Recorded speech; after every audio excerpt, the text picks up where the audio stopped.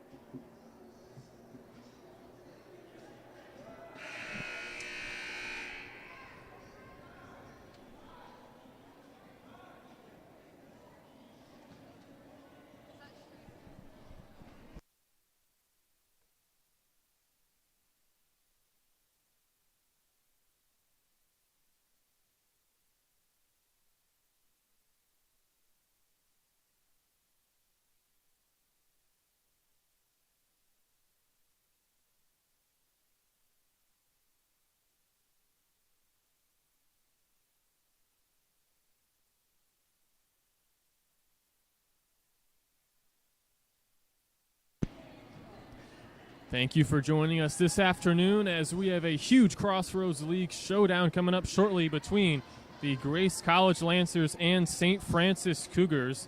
First up is the women's game set to tip off in just a few minutes, with the men's game coming up at approximately 3 o'clock. And just a few minutes ago, we saw Saint Francis senior Cassidy Crawford honored at midcourt, as it is senior day here at the Hutzel Athletic Center. Cassidy leads the team with 15 points per game and is one of the top players in the Crossroads League. Thank you for joining us. My name is Matt Salfrank, as St. Francis is hoping to pick up a big win as they sit currently tied for 4th place in the Crossroads League at 8-8, along with Spring Arbor and Taylor. Meanwhile, Grace sits at solo 3rd place in the Crossroads League with a 12-4 record. The Lancers have already locked in their 3 seed for the Crossroads League tournament, while there is still a lot to be decided in terms of seeding for Spring Arbor, Taylor, and St. Francis, as this Grace and St. Francis matchup could be a rematch in just a few weeks in the Crossroads League tournament. St. Francis comes into this game on a 1-game win streak, picking up a victory over Huntington 78-70 on Wednesday. Cassidy Crawford led the team with 19 points. Julia Mantilla scored 13. Emily Parrott 12. Chloe McKnight and Reagan Pate each had 11.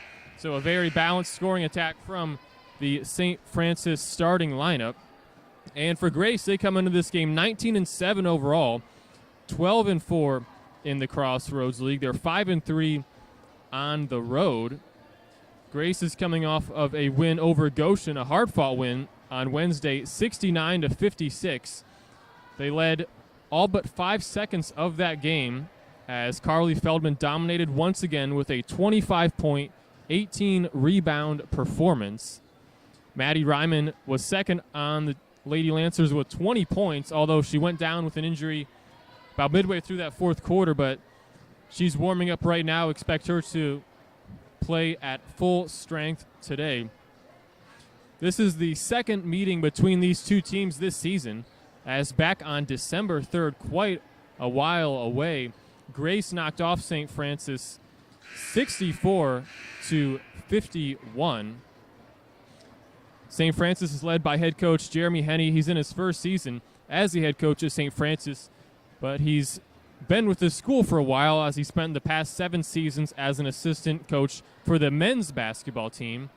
And for Grace, they're led by head coach Dan Davis. He's in his 5th season with the program and one of the best in school history, as right now the Lancers are hoping to clinch a bid in the NAIA tournament, as they are solo 3rd in the Crossroads League, only trailing 2 top 10 teams in the nation in Indiana Wesleyan and Marion.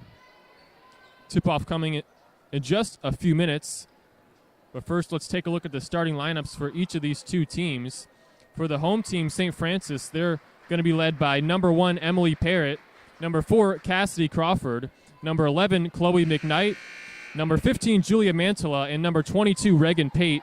And the visitors, Grace, they're led by number 3, Maddie Ryman, number 21, Peyton Murphy, number 34, Kaylee Patton, number 42, Carly Feldman, and number 43, Kirsten Finley.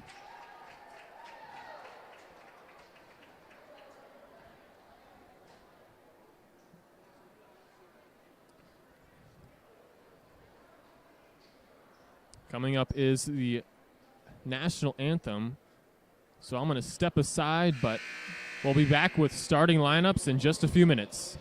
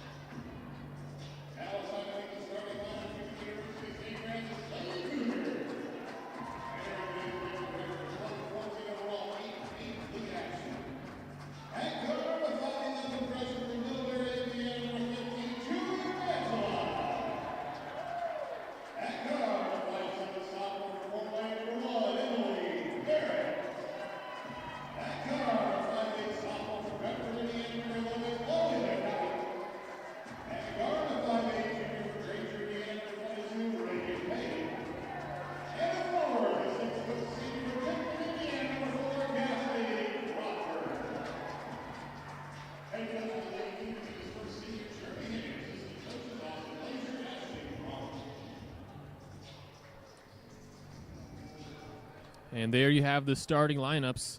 For Grace, it'll be Maddie Ryman, number 3, number 21, Peyton Murphy, number 34, Kaylee Patton, number 42, Carly Feldman, and number 43, Kirsten Finley. And for St. Francis, their starting lineup is number 1, Emily Parrott, number 4, Cassidy Crawford, number 11, Chloe McKnight, number 15, Julia Mantilla, and number 22, Reagan Pate. Thank you for joining us as I'm looking forward to this matchup. Last time these two teams played was all the way back on December 3rd. Grace won that one 64-51 as the tip is won by the Lancers.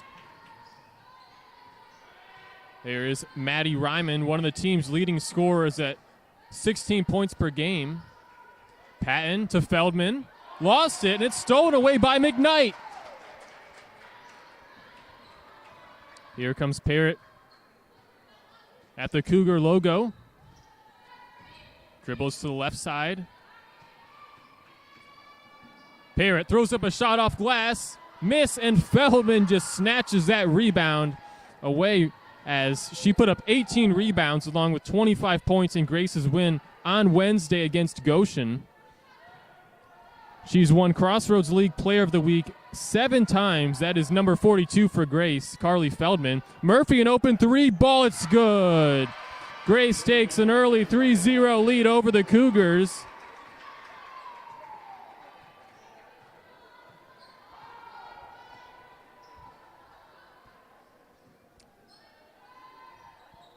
Crawford drives in on Feldman, and her shot is off. And that'll be a good matchup to watch, Crawford and Feldman. Ryman takes a deep 3-pointer, spins out, rebound to Crawford. Cassidy Crawford, the lone senior on this roster. She was honored prior to tip-off on senior day here at St. Francis as she misses that shot. And Carly Feldman with another rebound.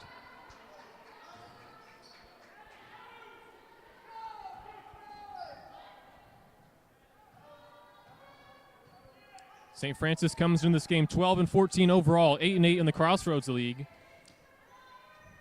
Grace comes into this game 19-7 overall, 12-4 in the conference, as that 3-pointer is good by Finley. So 2 early threes for Grace, 1 by Murphy, 1 by Finley, and it's 6-0 visitors. Here comes Parrott driving on Finley. Parrott looks, throws up a shot, and she is fouled. That will be called on Grace's Kirsten Finley. So at the free throw line for St. Francis is Emily Parrott, a 5'7" sophomore guard. Bit of a hometown player from Carroll High School here in Fort Wayne. A 69% free throw shooter as she swishes the first. Parrott averages 14.4 points per game on the season and had 12 in the team's win over Huntington on Wednesday. So Parrott goes 1 of 2 at the line, but the Cougars are on the board, and it's 6-1 Grace.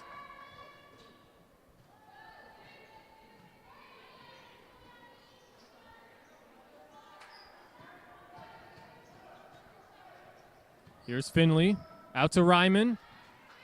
Kicks it out to an open Patton. Her 3-ball. That's too strong. Rebound to McKnight. Here comes St. Francis.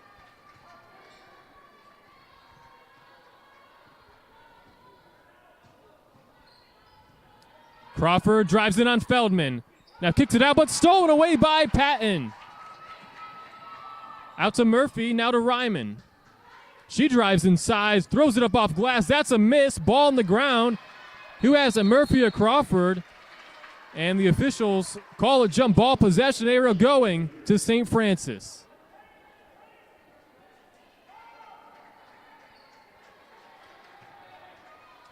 This is game 1 of 2 in the Hutzel Athletic Center today.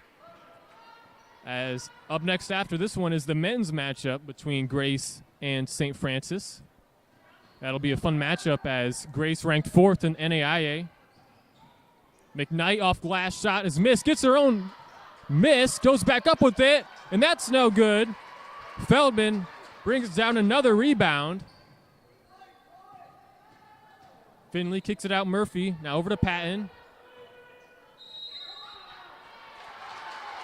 And it's going the other way. They are going to get Carly Feldman with an offensive foul. That's the team's second foul, and if you're a Grace fan, that is someone you do not want to get in foul trouble. As Carly Feldman on the short list of players to win Crossroads League Player of the Year. Crawford able to go around Feldman and score. So St. Francis connects on their first field goal of this one. Grace with a couple of three-pointers, but both offenses have struggled a bit in the opening 4 minutes. Another foul is called. This one going against Julia Mantilla of St. Francis. That's her first and the team's first, so it'll still be Grace basketball. Ryman gets it into Finley. Back out to Murphy. Finley. Underneath is Feldman, and she's fouled on the way up. Carly Feldman, great at going to the free throw line. She's a 62% free throw shooter. And that is the second personal foul on Julia Mantilla. Not a good sign for St. Francis. So Allie Madden set to check in for Mantilla, as the first free throw is good by Carly Feldman.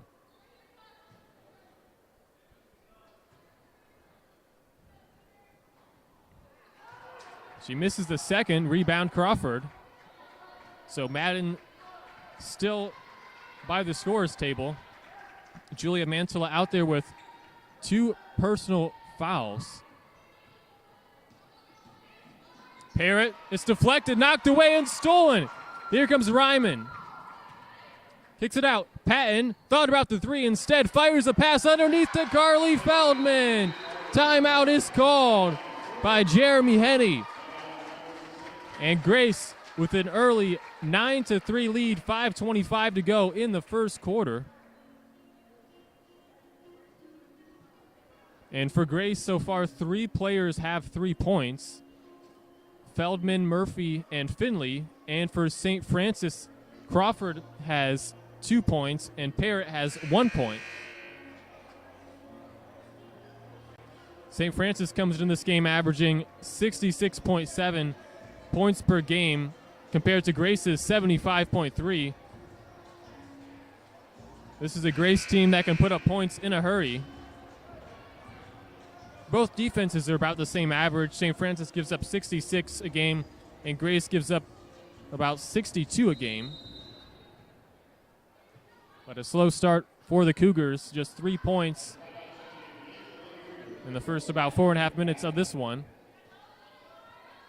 So Madden now in the game as Mantilla on the bench with those 2 personal fouls for St. Francis. Crawford tried to find Madden, but pass could not connect and goes out of bounds. Turnover on the Cougars going to Grace.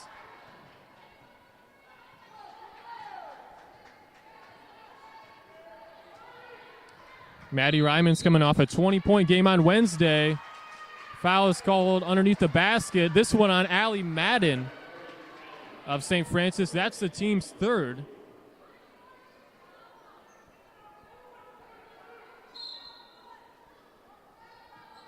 Ryman looks to inbound. Gets it into Finley. Now over to Murphy. Patton takes a 3. She was left open, and that's off. Rebound to McKnight. And a foul is called. That will be going against Grace's Carly Feldman. And that is her 2nd personal foul. St. Francis fans have to be happy about that one, as the 7-time Crossroads League Player of the Week has to go to the bench due to 2 personal fouls. So Kate Ruley checks in for Feldman. So both teams with a player in foul trouble early on. For St. Francis, it's Mantilla with 2, and Grace, it's Feldman with 2. Foul is called. That one going against Ruley. So she just checks in to replace Feldman, and she already picks up a personal foul. So that's the 4th team foul on Grace.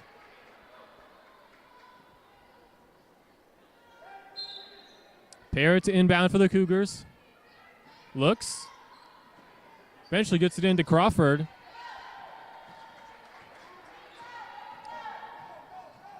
Crawford drives. Double team, throws up a shot. Oh, and she traveled with it. So it'll be a turnover going back to Grace.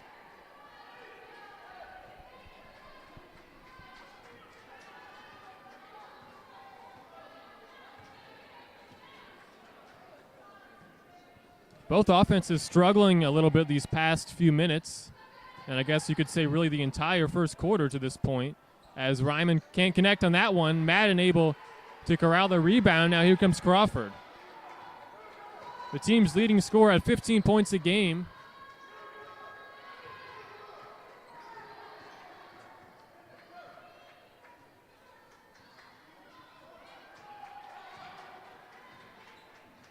Parrott, bounce pass to Madden.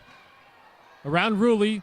Banks it off glass, up and in. Allie Madden for two.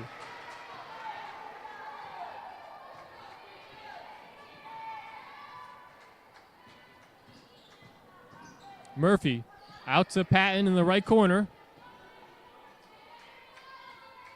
Underneath to Rulli, but it's stolen away. The Cougars have the possession. Bit of a momentum shift these past few possessions. Can the Cougars make another basket? Here's Madden. She scored the last time. Madden off glass. That's a miss. Rebound to Rulli. Here comes Finley on the attack for Grace. Guarded by Crawford. Now to Ryman. The top of the key. She drives inside. Hounded by a couple of Cougar defenders. Murphy lost the ball. And Parrott comes away with it. Great defense there by Saint Francis. Foul is called on Grace. Going against Kate Rulli, and that's going to be her second personal foul. So Rulli and Feldman with two personal fouls. Those are really the two centers this Grace team has on their roster. We'll see if head coach Dan Davis goes to his bench. Hasn't sent anyone out there yet. So at the free throw line is Crawford. 60% at the line this season and can't connect on the first.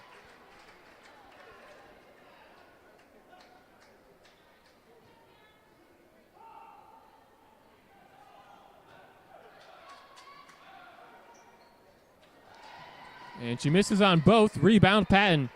Both teams struggling, shooting a combined 5 of 16 from the floor. St. Francis 1 of 4 on free throws so far in this first quarter. Ryman drives in, throws up a shot, and she is fouled. That will be going on Reagan Pate. That's just her first, but the team's fourth.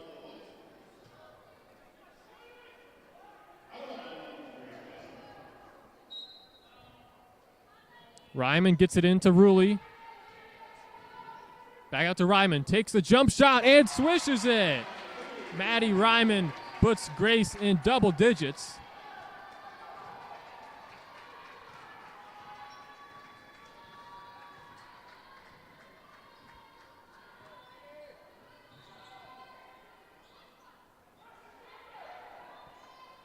Crawford now to Pate.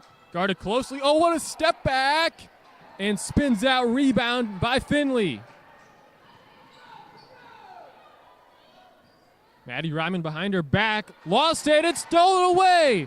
Here comes McKnight. Bounce pass to Parrott. Couldn't get to Crawford underneath. Ball on the ground. Crawford recovers it somehow. And a jump ball is called. Possession arrow going to Grace.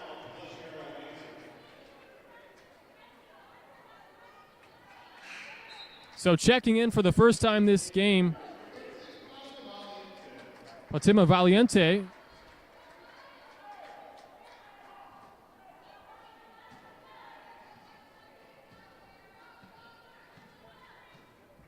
So Pate goes to the bench for St. Francis. Under 90 seconds to go in the opening quarter. Both teams shooting coldly. Grace 4 of 9. St. Francis 2 of 9 from the field. Another foul is called, this one going on Allie Madden.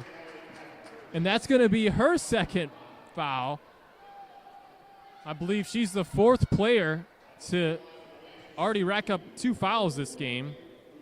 So Kate Ruley at the free throw line. She's just a 61% free throw shooter this season. So Feldman and Ruley have 2 fouls for Grace. And then Mantilla and Madden have 2 fouls for St. Francis. Ruley made the first. Second is also good.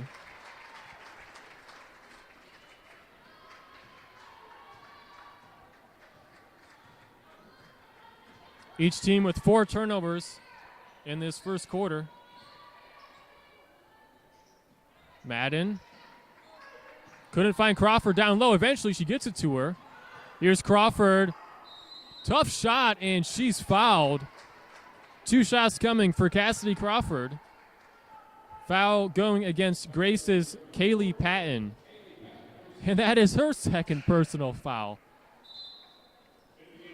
So the freshman, Molly Long, has to check in for Grace, while Reagan Pate checks in for Allie Madden for St. Francis.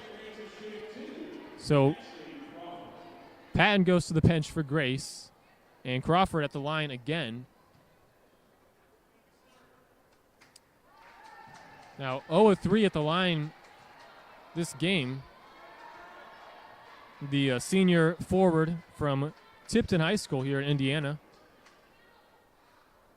And she makes that one.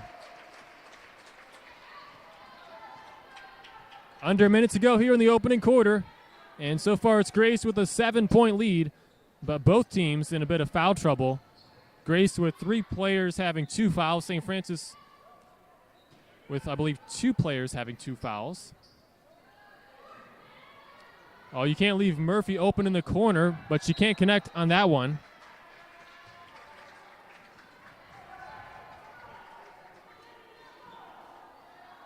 So just about between a 5 and a 6 second difference between shot and game clock.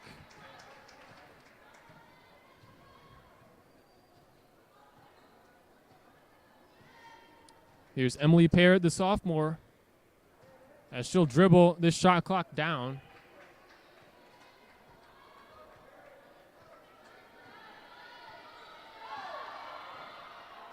Here's Parrott. Drives inside, throws up a shot off glass, miss. Rebound, here's Murphy. 3 seconds, Murphy gets it out to Ryman, throws it up. It's good if it goes, and that's just off. It's the right side of the rim. And at the end of the first quarter, Grace leads St. Francis 13-6.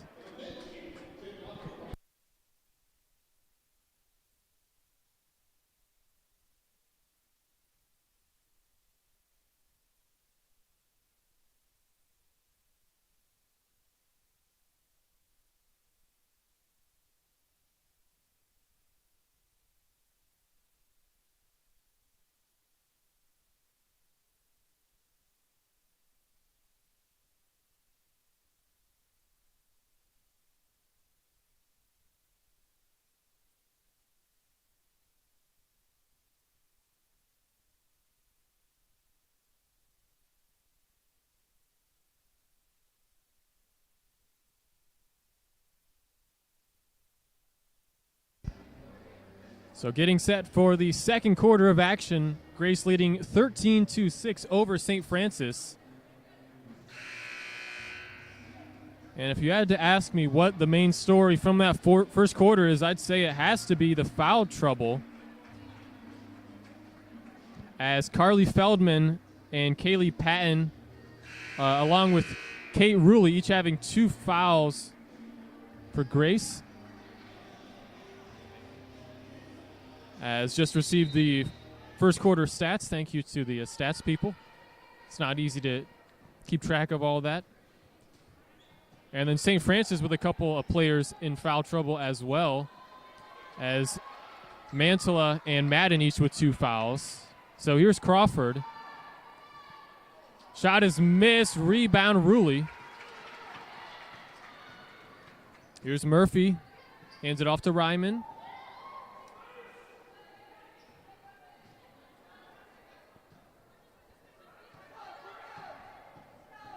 Murphy kicks it out now to Finley. She drives inside. Now here's Murphy again at the top of the key. Spins around, loses the ball on the ground. Gets it out to Ryman for her three-pointer. Spins out, tipped around. Can Murphy save it? And St. Francis ends up with the basketball. Three-pointer. Pate is good. Reagan Pate from downtown. She's a good three-point shooter. As stoppage of play as Maddie Ryman ties her shoe. And for Grace fans, you have to be a little bit nervous because Maddie Ryman went down with an injury in the fourth quarter on Wednesday. It did not return. But thankfully, she's able to start this one. So how does Grace respond to the three-pointer by Pate? Murphy misses, but foul is called going the other way. This is called on Grace's Molly Long. That's just her first.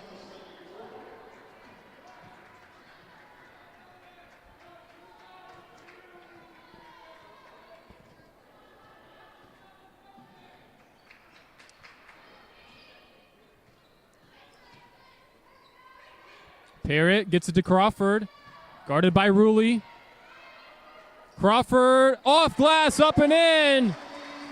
And St. Francis on a 5-0 run to start the second quarter.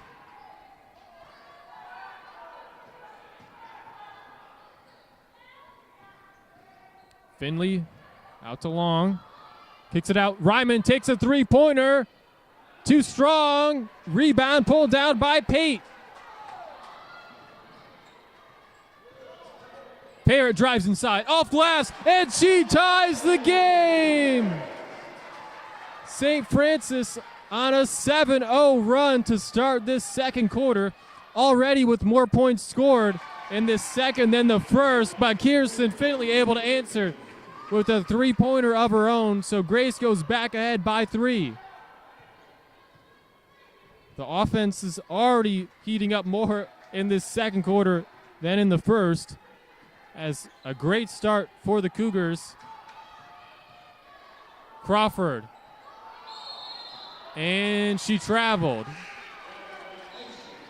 Checking back in for Grace is Kaylee Patton for Peyton Murphy.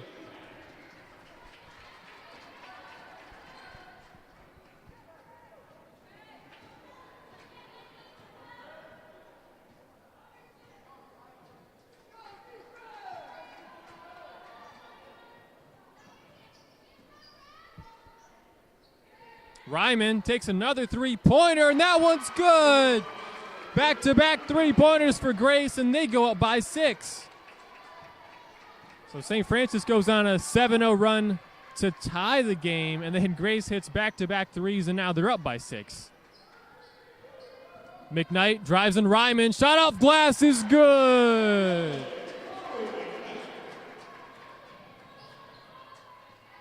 Finley out to Ryman.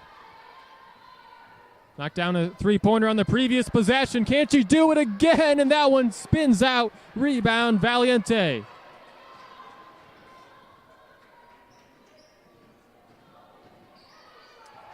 Knocked out of bounds by Finley. So staying with St. Francis.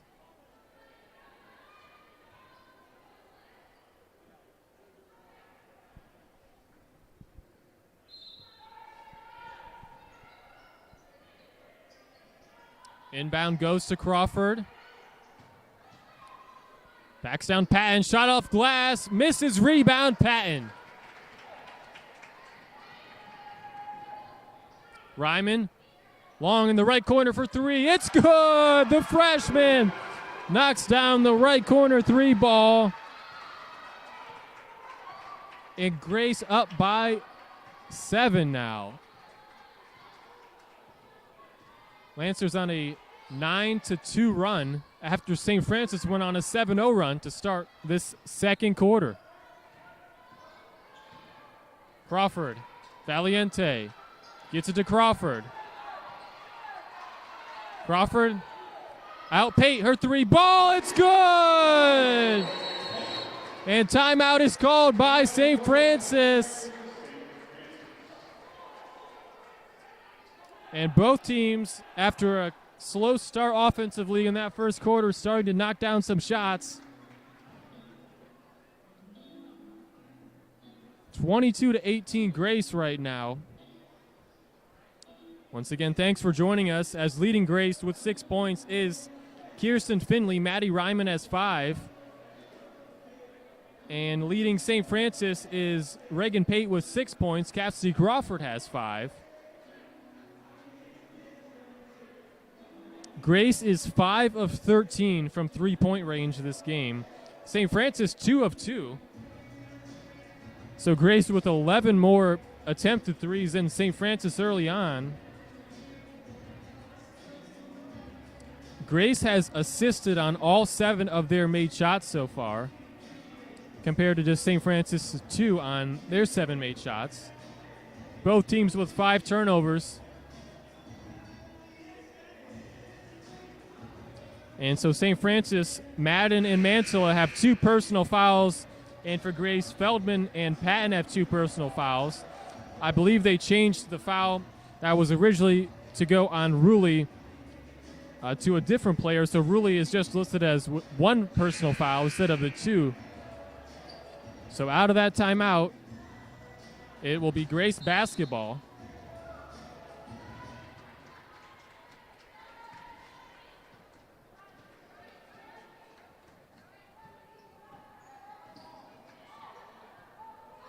Ryman over to Long, underneath Rulli, and she is fouled by Crawford.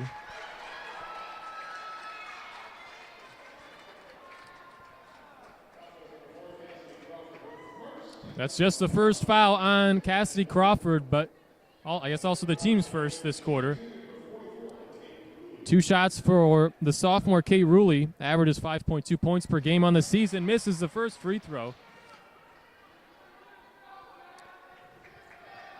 She's one of just 2 players listed at center for Grace. The other is Carly Feldman, who has been on the bench really since the midway point of that first quarter, as she picked up 2 personal fouls, and Coach Davis knows how valuable she is. Can't get her in foul trouble, as she had a 25-point, 18-rebound performance on Wednesday in the win against Goshen. Underneath, here's Parrott. Gets it to go. And it's a 1-possession game. Parrott now with 5 points on the game.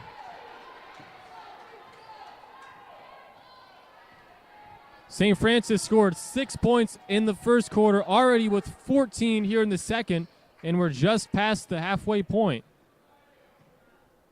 So Finley will dribble down the shot clock. Now at 10. Deflected. Ryman recovers.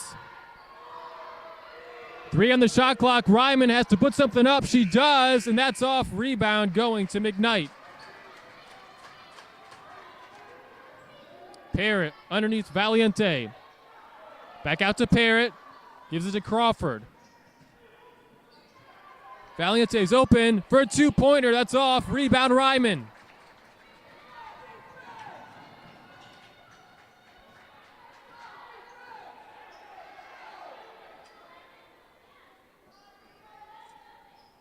Underneath, here's Rulli, double teamed, but can't connect with Finley. Out of bounds. Turnover on Grace.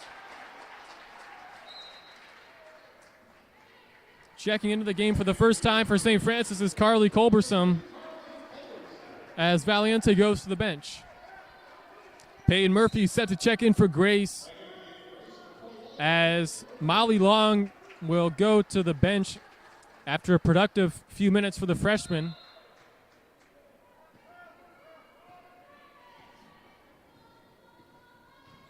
St. Francis can tie the game on this possession. Here's Crawford.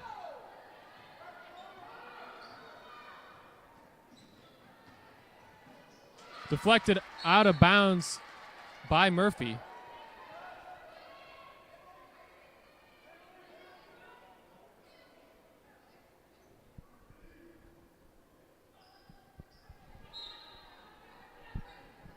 Parrott to inbound. Now Crawford with it. Here's Pate. Back to Crawford for the tie. That's off. Rebound right in the hands of Kaylee Patton.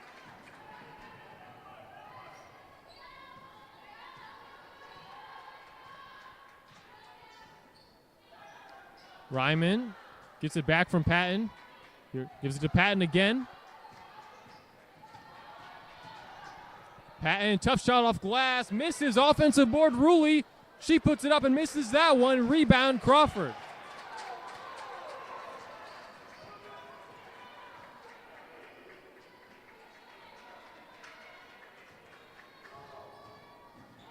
Parrott drives in. Shot off glass is good. It's a 1-point game.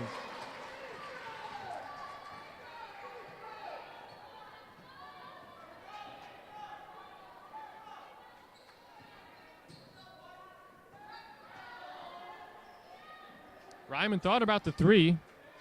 Now instead it's Patton. Back to Ryman. Takes a deep three-pointer. Short. Rebound right to Crawford. Cougars with a chance to take the lead. Here's Parrott. Drives inside. She's fouled, and it's good. Saint Francis takes the lead. Emily Parrott with a chance to complete an and one. That foul is called on Grace's Maddie Ryman.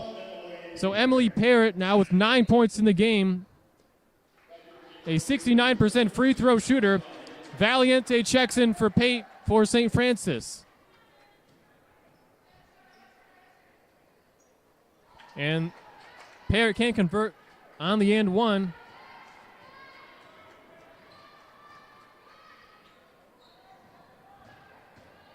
St. Francis with 18 points scored in this quarter. They had 6 in the first quarter.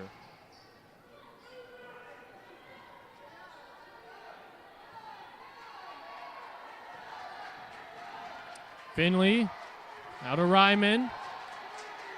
Just throws up a shot, and that misses everything. Out of bounds, going to St. Francis. Checking in now for the Cougars is Reagan Pate, as Valiente will go to the bench.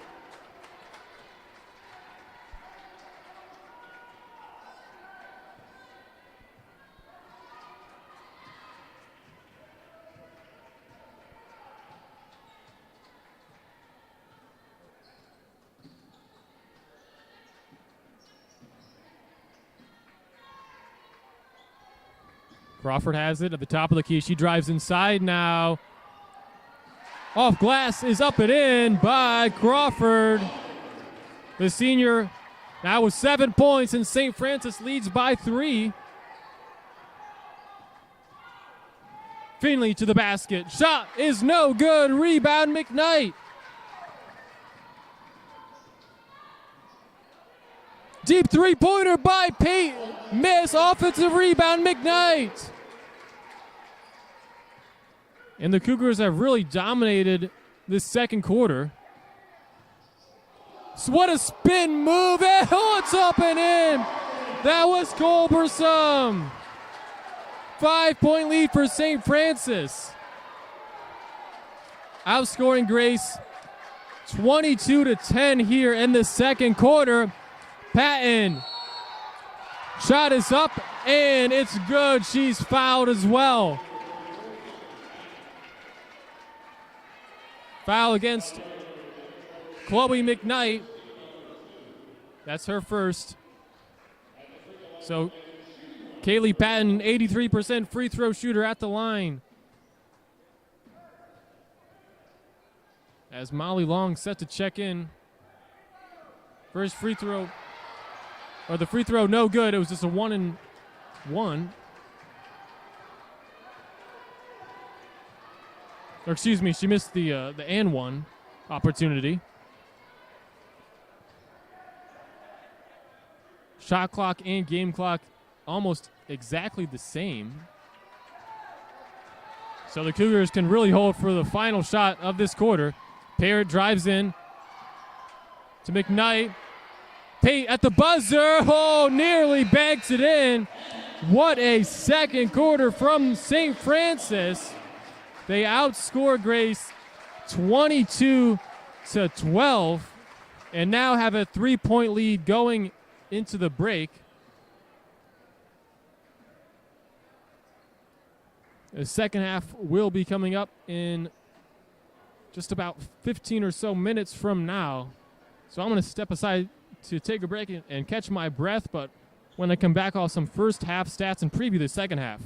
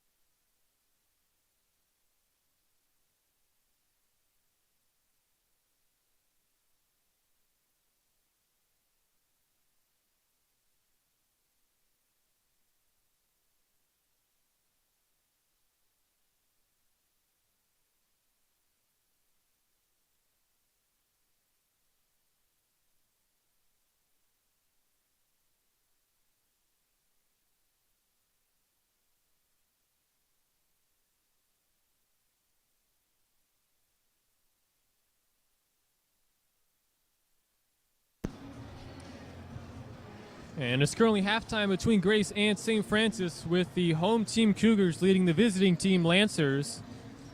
Grace is receiving votes in the most recent coaches poll, one of just 3 teams in the Crossroads League to do that. Meanwhile, St. Francis has struggled a bit this season, but looking for a big win as they continue to push for better seeding in the Crossroads League, with the Crossroads League tournament coming up very shortly. And now let's take a look at some of those first half stats. Really a tale of 2 quarters, as in the first quarter, St. Francis offense, they shot 2 of 10 from the field, scored just 6 total points, and did not even attempt a 3-pointer, and Grace scored 13.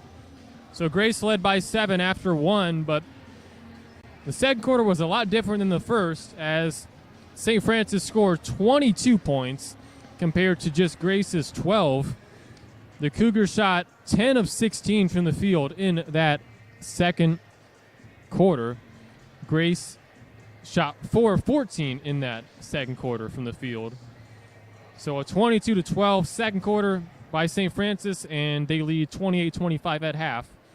Now taking a look at some of the individual scores in 1 second.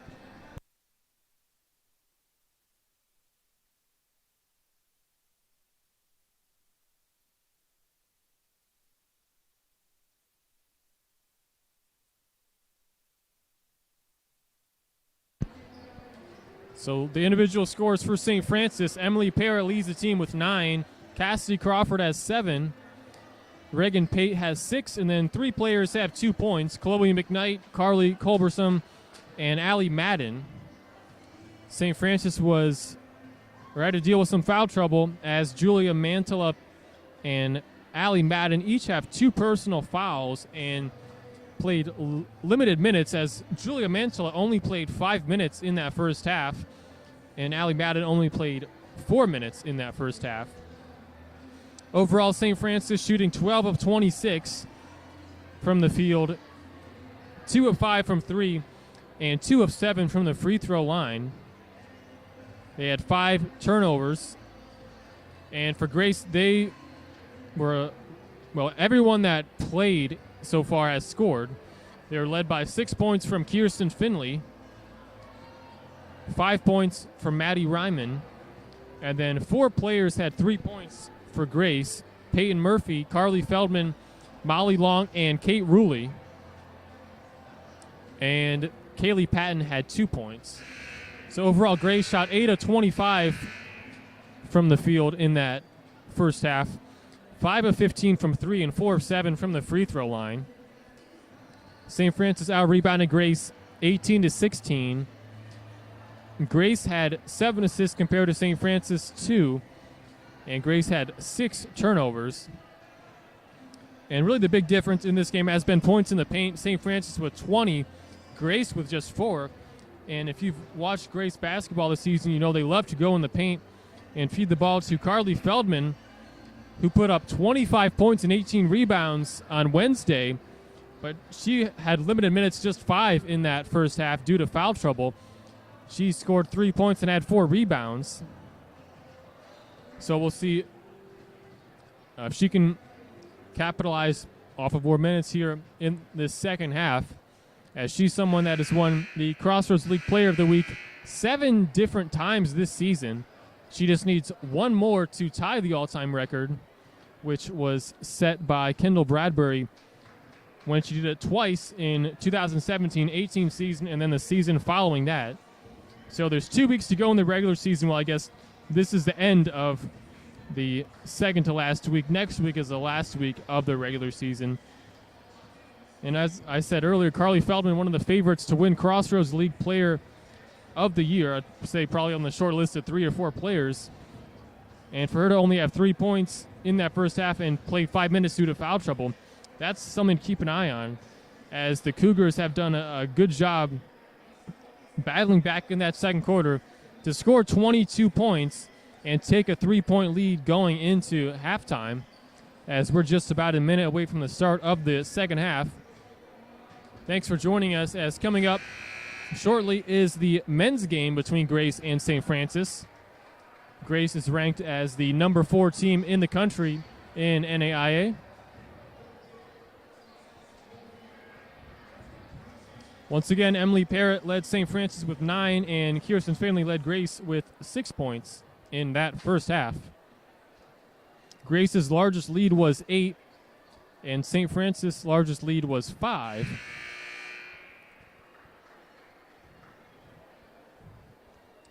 So getting set for start of the third quarter. On the court for Grace, it is Ryman, Murphy, Feldman, Finley, and Patton. And for St. Francis, on the court, it is McKnight, Crawford, Parrott, Mantilla, and Pate. Deflected out of bounds by Crawford.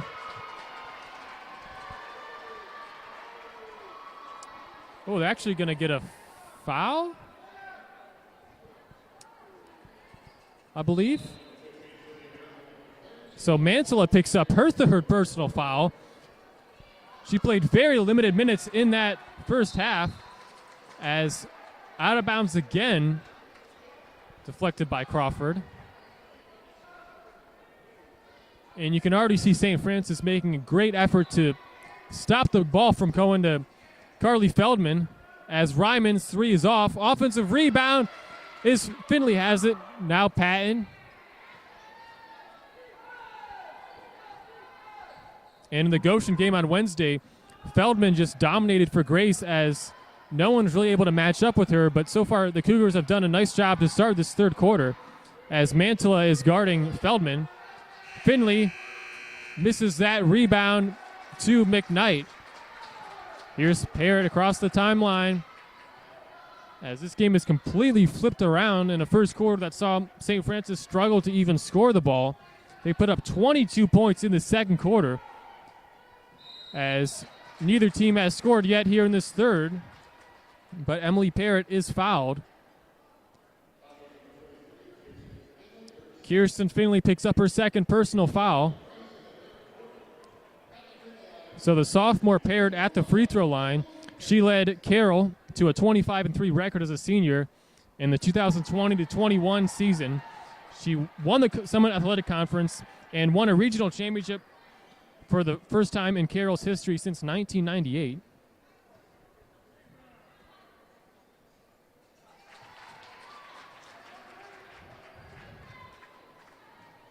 Parrott now in double digits with 10 points to lead all scorers in this game.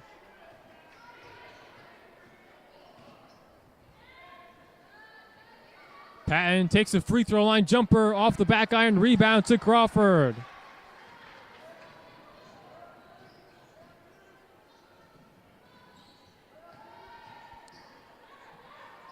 McKnight's shot off glass is good.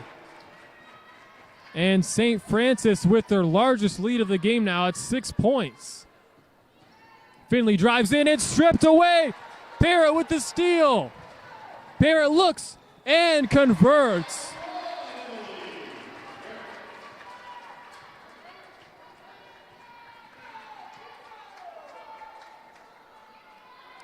Patton's open for 3.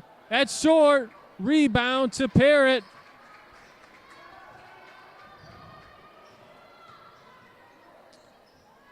Three ball. Mantilla.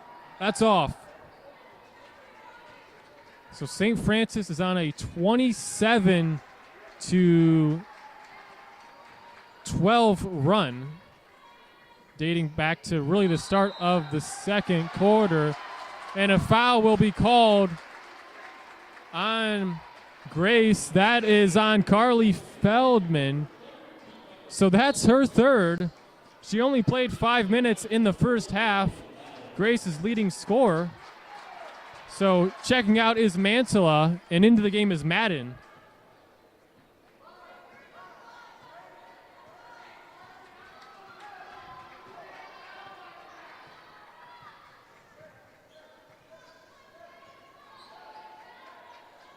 Lob down low to Madden.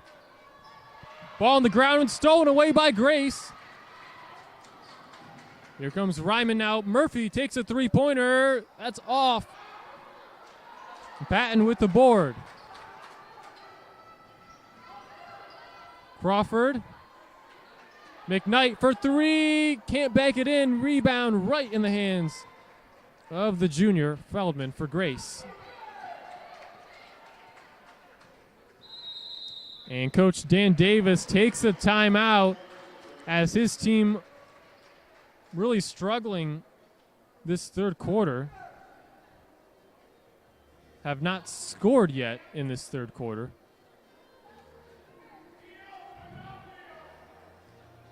Emily Parrott leads all scorers with 12 points. Kirsten Finley has 6 points for Grace.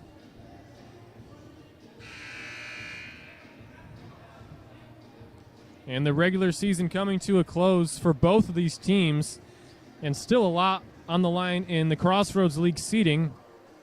Not so much for Grace, but a lot for Saint Francis, as Grace has already locked in the third seed in the tournament. Meanwhile, Saint Francis tied with Spring Arbor and Taylor for fourth place at 8-8. So this is a potential rematch we could see in a few weeks from now between Grace and Saint Francis. So Grace has just one more game after this one today, and that is against Spring Arbor on Wednesday. Very much improved Spring Arbor team. Here is Murphy, can hit the three out of the timeout.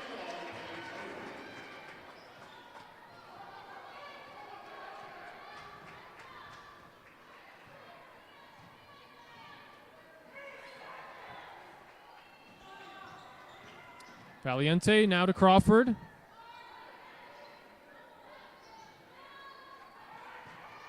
She drives inside, does not connect. Offensive rebound, Madden, and the shot spins in. St. Francis back on top by 7.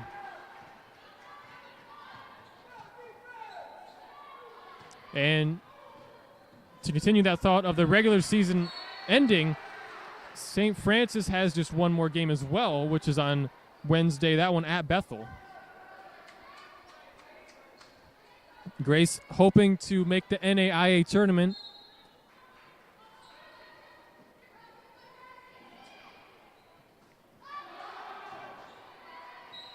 Knocked out of bounds by Pate and staying with Grace.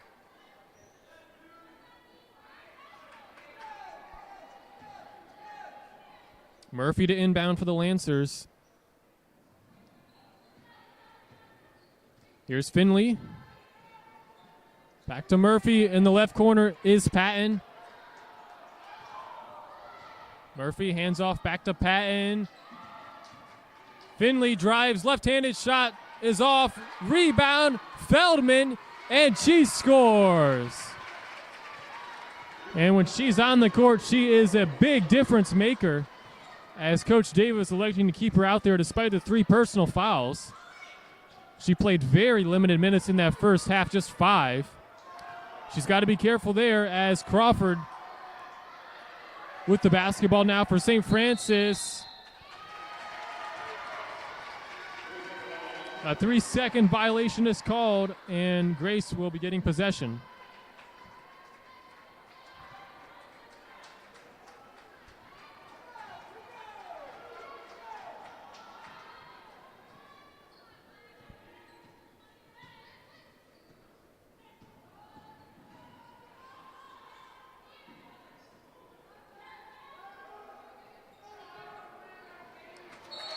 And Murphy off the mark with that pass to Feldman. Turnover on Grace.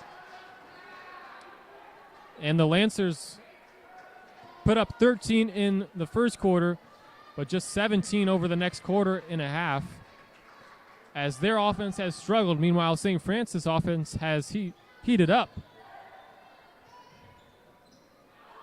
Underneath is Madden, and they call a late foul. We'll see who they call that on. And that is on Patton. And that is her third personal foul now. So Allie Madden at the free throw line, the freshman from Moreland, Indiana. She makes the first.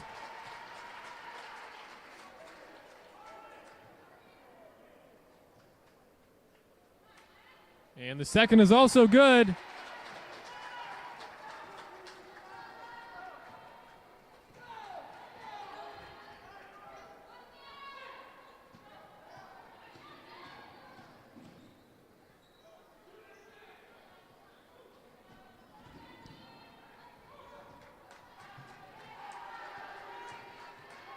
Grace in desperate need of a basket.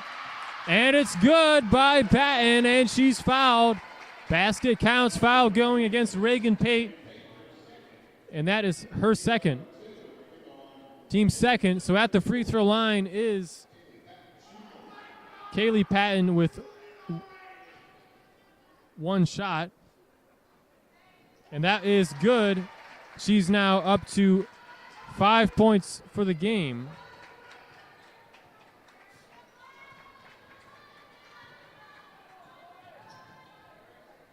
Crawford. Now here's Madden in the paint. Around Feldman. Shot is blocked. Finley comes away with it. Feldman has to be careful with those 3 personal fouls. Here's Feldman. It's knocked away, out of bounds, but staying with Grace. Checking in the game is McKnight for Valiente for St. Francis. Maddie Ryman checks back in. She has 5 points on just 2 of 13 shooting so far in this game. She's coming off a 20-point performance on Wednesday. But no one on Grace has more than 6 points right now. Feldman is fouled, that one going against McKnight. That's her second personal foul and the team's third.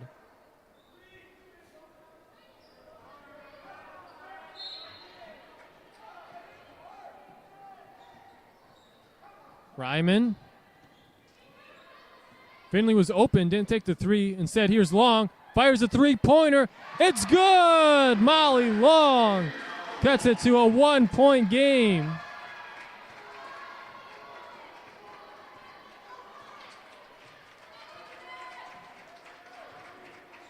So Grace on an 8-2 run.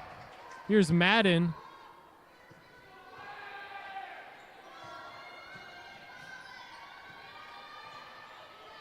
Shot by Crawford is off. Rebound to Feldman. Ball on the ground as Crawford tried to get the steal, but Grace still holds on to possession. Ryman falls to the ground, and she's fouled. This one going against Reagan Pate. That's her third and the team's fourth. So Maddie Ryman at the free throw line, an 81% free throw shooter on the season. She came into this game with 1,652 points scored for the Lancers, and this is her 123rd game played with Grace. Feldman takes a hard hit to the ground, and a foul is called on Madden. That's her third.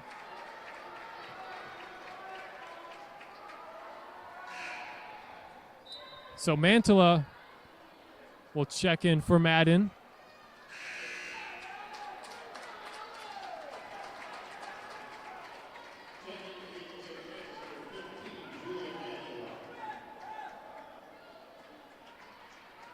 And it'll be 2 shots for Grace. There's now 5 team fouls for St. Francis. Carly Feldman at the free throw line. She's 62% on the season. Officials discussing, and it will be 2 shots.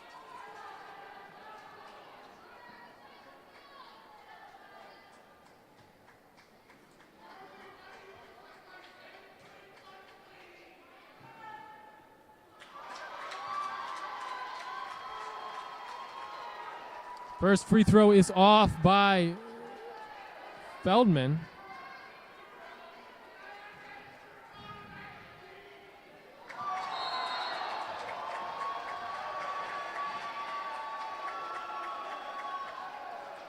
So Rulli will check in the game for Feldman,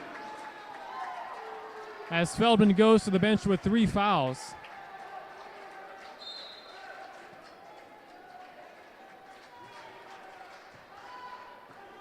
Tie ball game here late in the third quarter.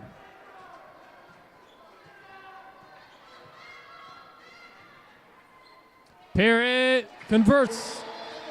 And the Cougars back on top by 2.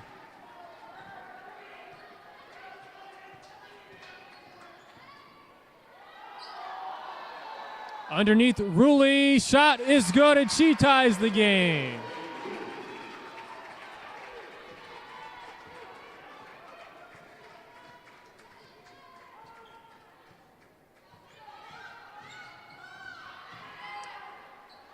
Parrott kicks it out. Crawford takes a 3 at the top of the key, and wet like water. The 3 ball is good by Crawford. And a back and forth final few minutes as the Cougars up by 3 again. Murphy's layup is no good. Crawford in the paint. She's fouled. 2 shots coming for Cassidy Crawford. Foul going on Grace's Molly Long. That's her second and the team's 4th. Cassidy Crawford with 10 points in this game, along with 7 rebounds. Free throw is good by Crawford.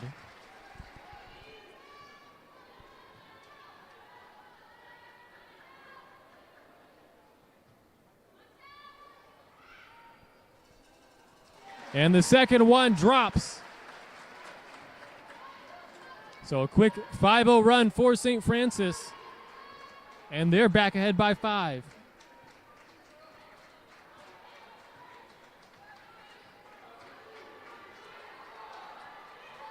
Rulli out to Murphy for 3. Bounces off and rebound to McKnight.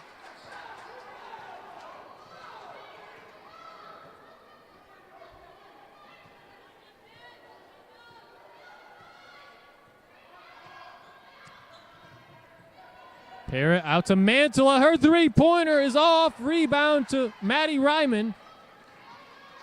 Just over a minute to go here in the third, and a wide open lane for Ryman as she makes a layup, and it's a 3-point game.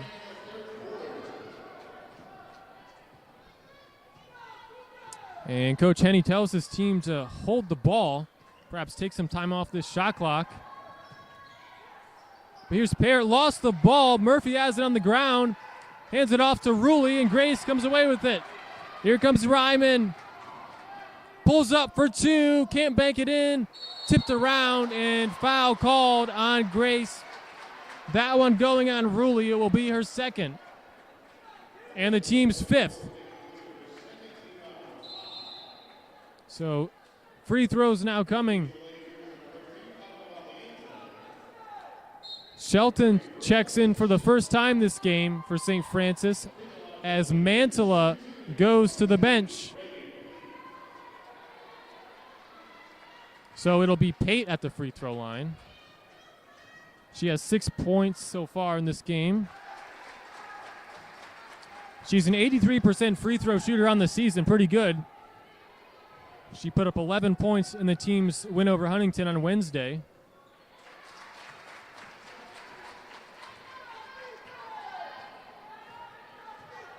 Five-point lead for the Cougars. Grace could hold for nearly the final shot, only about a 4 or 5 second difference between shot and game clock.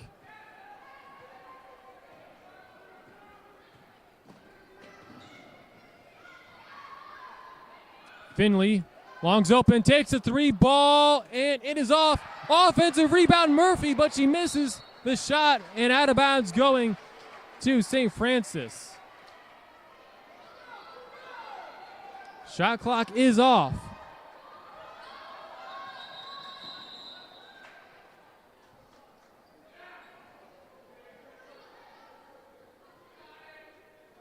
And a couple of substitutions, perhaps some offense in, as Parrott and Mantilla check in for St. Francis.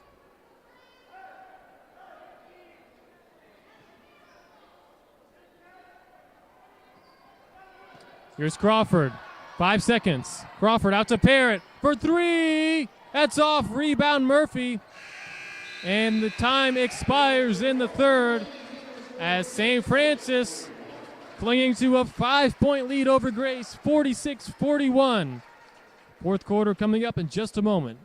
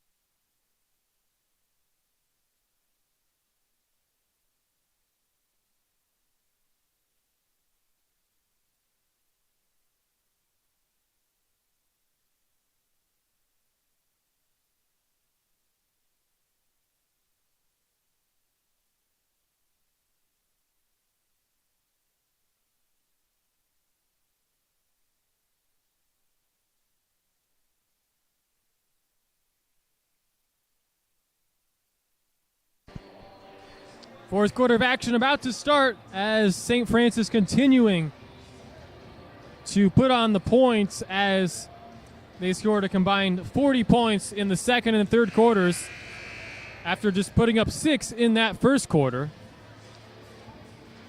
Grace has been pretty consistent with quarters of 13, 12, and 16 points, but they still find themselves trailing by 5 points as we get set with the fourth quarter.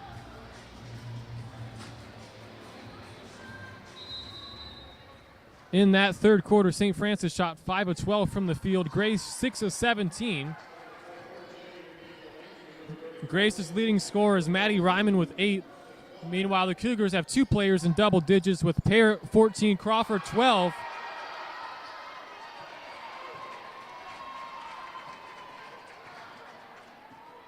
So Grace basketball. Ryman able to draw the foul. That one going against Chloe McKnight. Her third personal foul.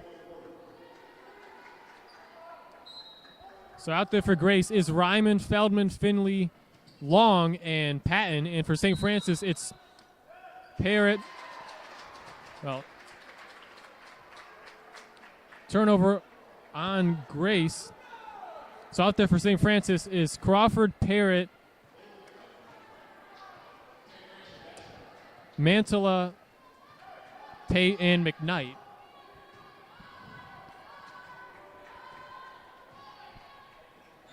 This is a critical game for St. Francis as they're currently tied for fourth in the Crossroads League with a couple of other teams.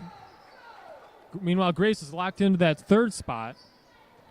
So even if Grace loses out, they'll still be the third seed behind Marion or Indiana Wesleyan, depending on how those two finish out. Crawford's shot is off. Offensive rebound, McKnight. She goes up with it. Ball on the ground, and Ryman recovers it.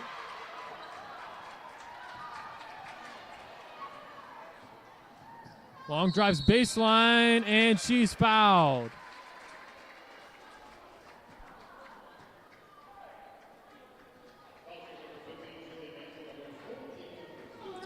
Foul called on Mantilla. It's her fourth. So checking in is Madden.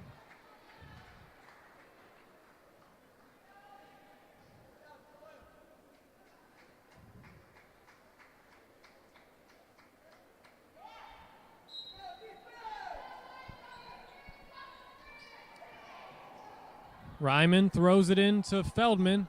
Back to Ryman. She drives inside and scores. Count the basket. Foul called on Chloe McKnight. That's her fourth and the team's third. 2 shots for Maddie Ryman. She's at 10 points. Or excuse me, just the 1 shot for Ryman.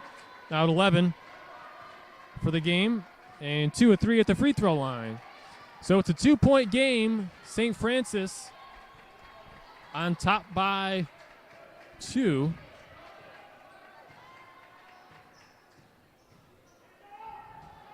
Crawford drives in to an open Madden, who scores. Assist by Crawford.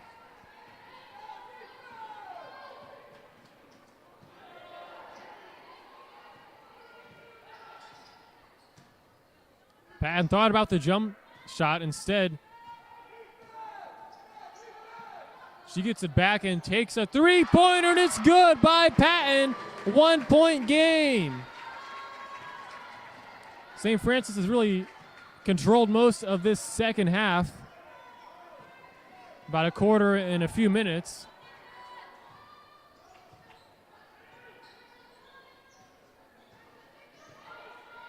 They find themselves leading despite just 6 points in the opening quarter. But their offense really came alive in the second and third. Here's Parrott. What a move. Misses the shot.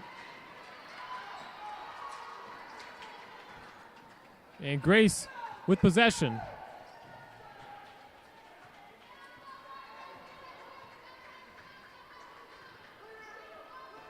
While this game might not do much for Grace in the standings, this is huge for their NAIA tournament chances. A win like this would help, in a loss would obviously hurt their chances.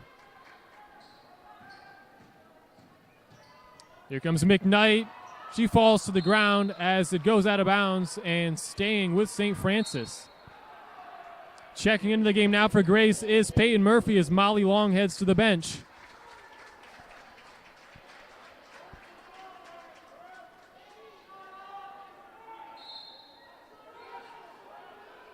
Parrott to inbound. Looks. Eventually gets it in, but it's stolen away by Patton. Grace with a chance to take the lead.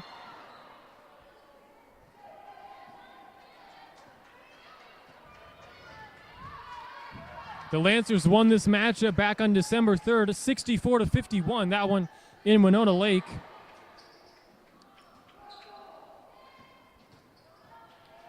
Ryman floater drops, and Grace retakes the lead. Timeout is called by Grace. Full timeout. Maddie Ryman now with 13 points. The leading scorer for Grace. 6:16 to go in the fourth quarter. So taking a look at some team stats, Grace shooting 17 of 46 from the field. That's 37%. St. Francis 18 of 45 from the field. That's 40%. Grace 8 of 25 from 3, 32%. St. Francis 3 of 11 from 3, just 27%. Both teams with 6 missed free throws. The Cougars out rebounding Grace 33-28. Grace with 11 assists to just 4 for St. Francis.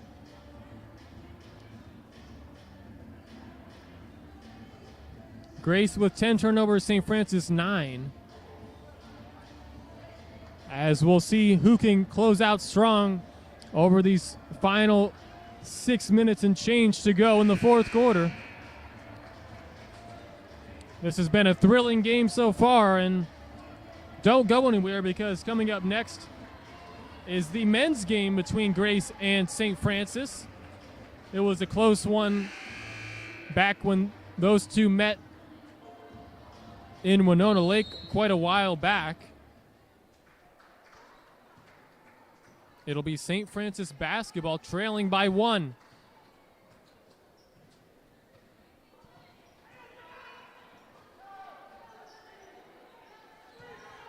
Madden, shot is swatted out of bounds by Feldman.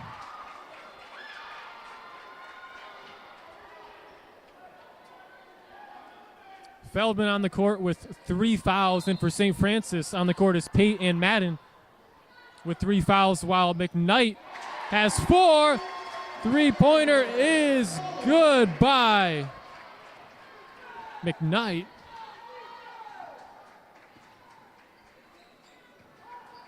So St. Francis retakes the lead. Feldman couldn't get the pass, and a turnover on Grace. St. Francis. Here's Payne for three. It's good! Reagan Payne knocks down the three-pointer. And just like that, St. Francis back on top by 5. Timeout is called by Coach Henney.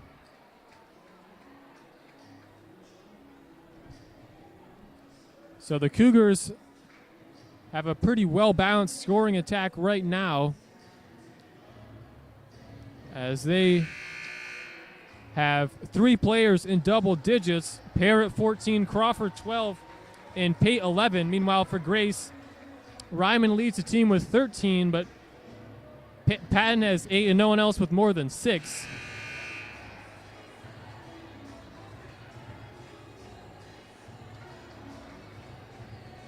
Chloe McKnight with 7 points and 9 rebounds.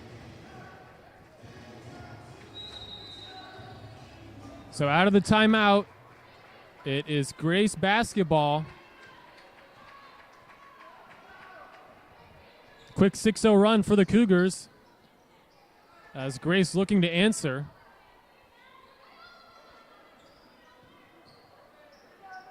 Jump shot off by Murphy. Rebound to Parrott.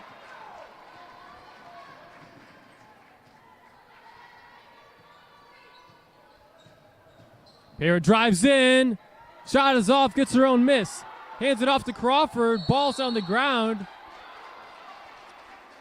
And the officials call a foul going on Carly Feldman of Grace. And that is her 4th foul. So Grace's leading scorer has battled foul trouble all game long. She's held to just 5 points. And one more and she's out of here. Madden doesn't connect on the shot, as the defense by Feldman, she knew she had to be careful there.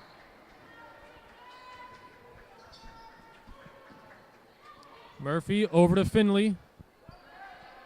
Back to Finley for 3. That's off.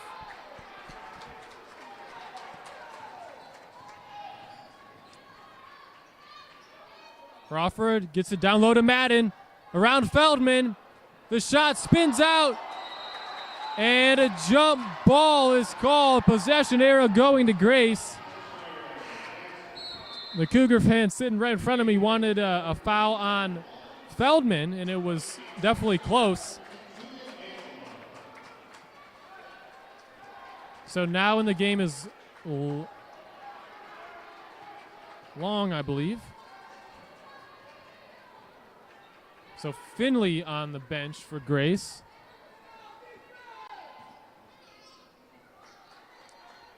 Lancers still down by 5. Approaching 4 minutes to go. Patton, shot is off, but she's fouled.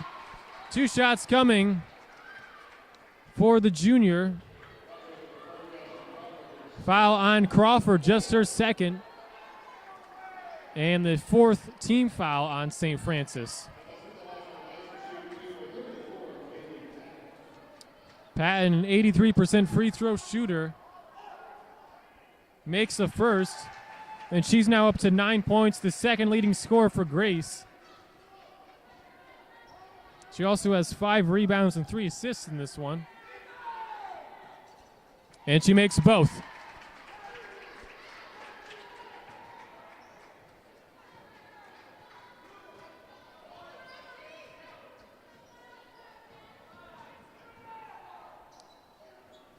Crawford out to Pate for her 3-pointer. It's good!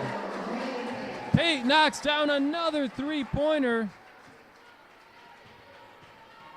That's her, I believe, 4th 3-pointer of the game. Now 4-7 beyond the arc is Reagan Pate. Ryman, can she answer? She doesn't, but fight for the ball as Parrott comes away with it. She drives inside and is fouled.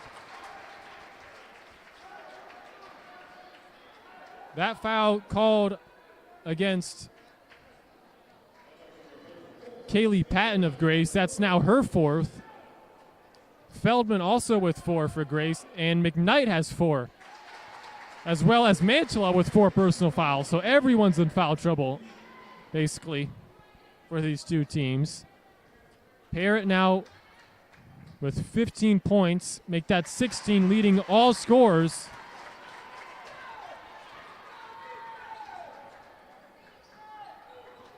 As Grace now down by 8 points.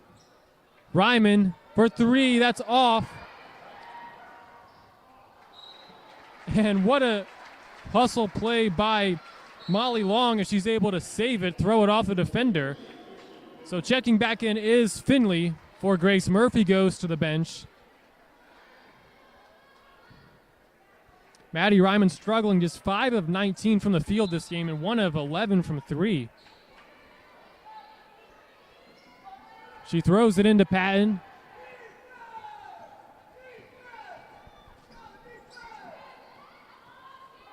Ryman takes another 3, and that is off again.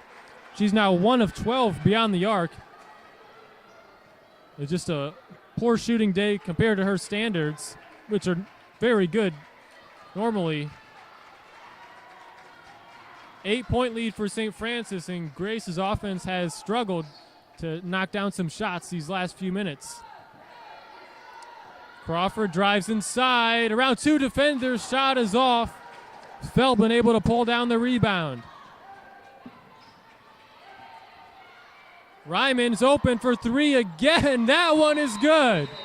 A much needed 3 ball by the Lancers, and a timeout is called. They trail by 5. Maddie Ryman up to 16 points now for the game.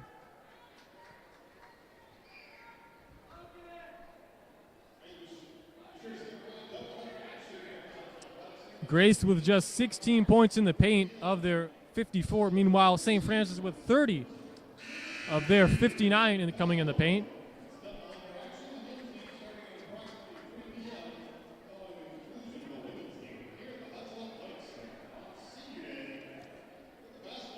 Grace has won 3 games in a row. St. Francis coming off a win over Huntington on Wednesday, but had a loss to Spring Arbor last Saturday. But this would be a huge win for St. Francis.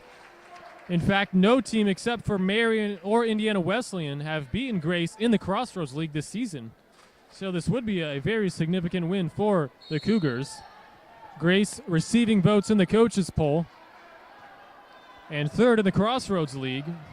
Meanwhile, St. Francis, one of 3 teams tied at 8-8 for 4th in the Crossroads League, along with Taylor and Spring Arbor. As Parrott crosses over Finley. A whistle and a foul called on Grace.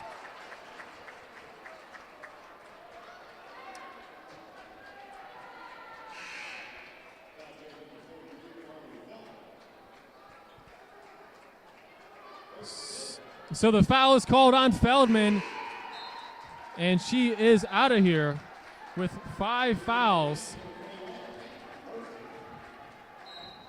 She ends the day with 5 points and 11 rebounds.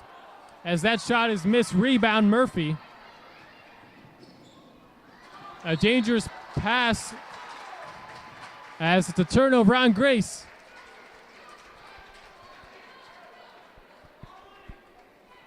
(59-54). 2 minutes to go here in the 4th quarter.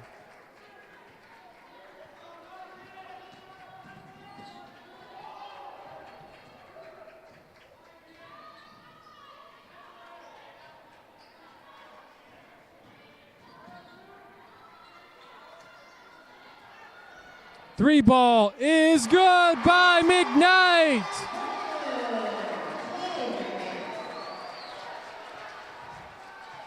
8-point lead for the Cougars. Can Long answer? She doesn't. And St. Francis in control of this game with a minute 15 to go with an 8-point lead.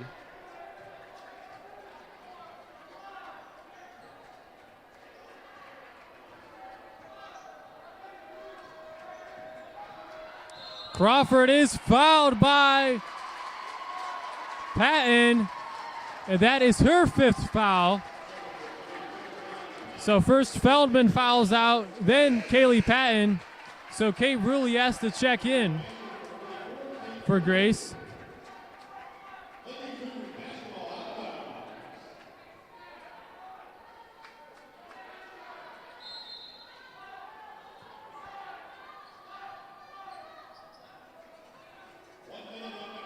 One minute to go. Here's Crawford. What a pass to McKnight, but misses the shot. Grace needs a bucket in a hurry. Ryman pulls up top of the key 3. Too strong rebound, Parrott. And the Cougar fans can smell the victory now. 8-point lead. Just over 30 seconds to go. Timeout is called by Jeremy Henney. And St. Francis will be the first team outside of Marion and Indiana Wesleyan to knock off Grace, assuming they can hold on to this victory.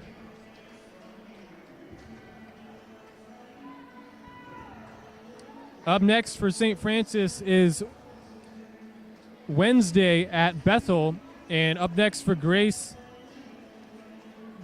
they play Wednesday at Spring Arbor. And Spring Arbor is a team that just beat St. Francis last Saturday. So that will be a tough matchup for Grace. And leading St. Francis in scoring is Emily Parrott with 16.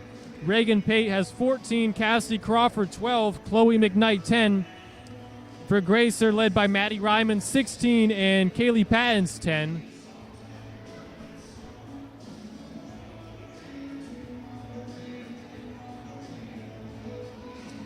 Men's game coming up shortly. Approximately 25 minutes or so at the conclusion of this one.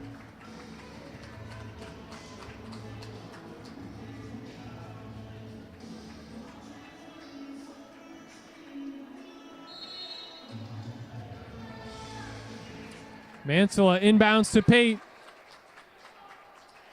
And will Grace elect to foul? It does not appear like they are going to foul. Here's Crawford, the lone senior on senior day here. Shot up, and it's good! And that will seal it. A 10-point lead for the Cougars. And what a win as they take down Grace College. Murphy's 3 is off. Rebound Crawford. Final score, St. Francis wins 64-54 over Grace. What a game. Parrott leads all scorers with 16. Crawford with 14, as well as Pate. So St. Francis improves to 13-14 overall. Grace falls to 19-8. And don't go anywhere. Coming up next is the men's game between Grace and St. Francis. We hope you tune in then, and thank you for watching this broadcast.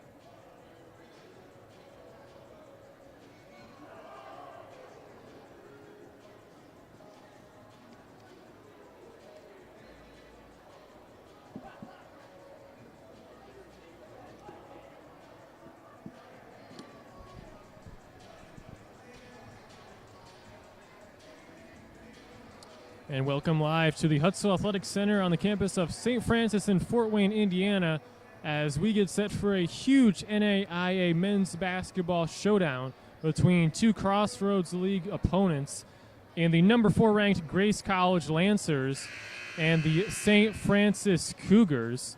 Grace comes in this game as the number 4 ranked team in the country, boasting a 23-3 overall record and 13-3 record in the conference, which is currently tied for first along with Indiana Wesleyan.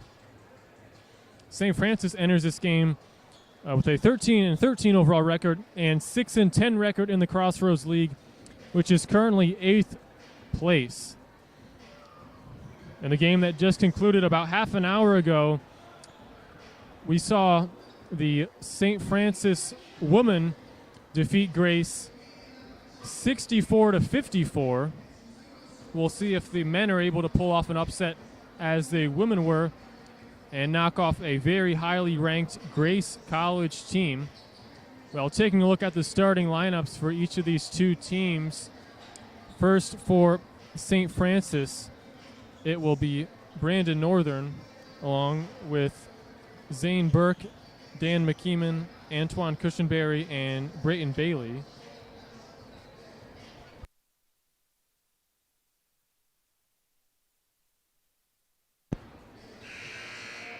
So once again, those starters for St. Francis, Northern, Burke, or actually, excuse me, they switched it on the scoreboard to be Loudon, since it is senior day here at St. Francis. So it'll be Northern, McKeeman, Cushenberry, and Loudon to get the start today. And for Grace, the visitors on the scoreboard, they will start Carter Stoltzfus, Cade Gibbs, Jacob Gibbs, Frankie Davidson, and Elijah Malone.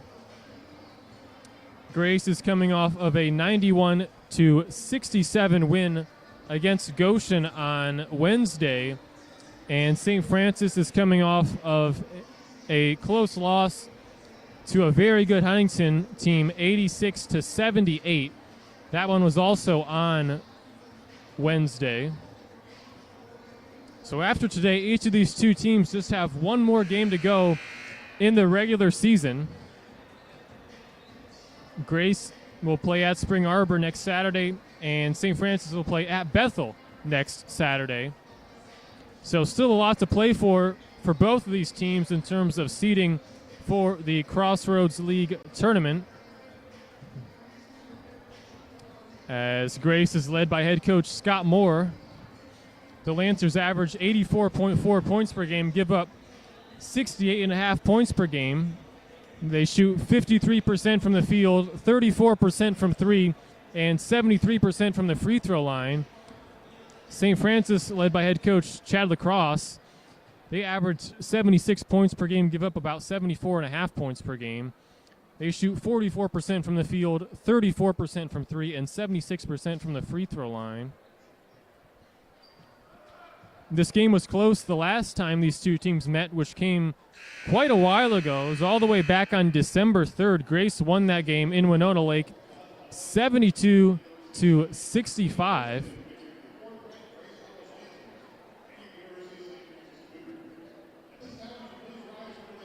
So coming up shortly, we'll have starting lineups and tip-off, so stay tuned.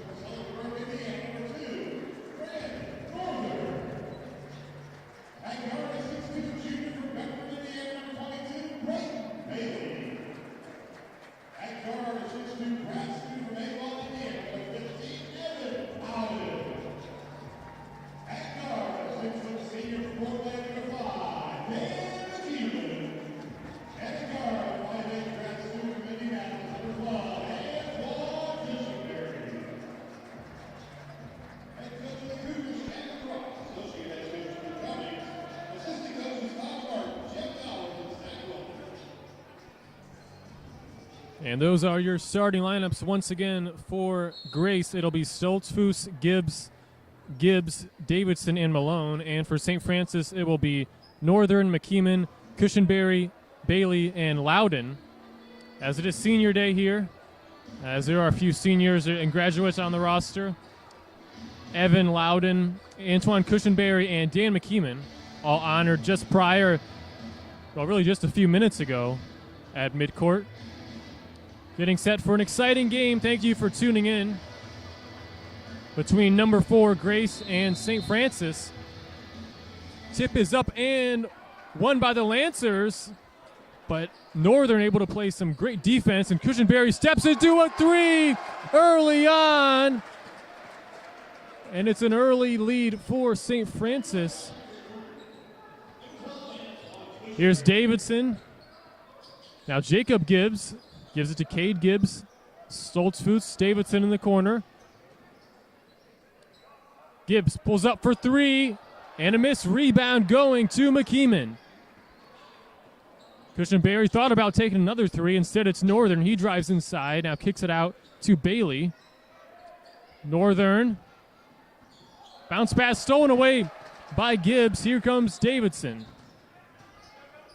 Shovels off to Jacob Gibbs now. Here's Stoltzfus. Hands it off. Malone with the two-handed jam. Grace comes into this game with one of the better offenses in the country at 84.4 points per game.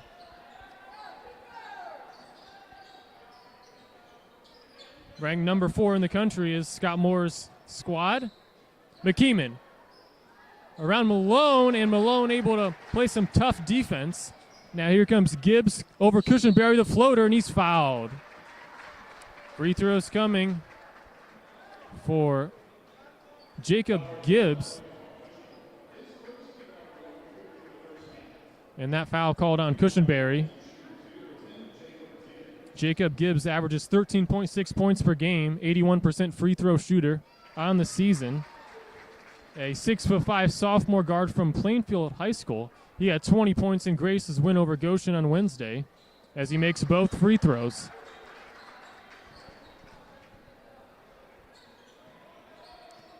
Loudon hands off Cushenberry.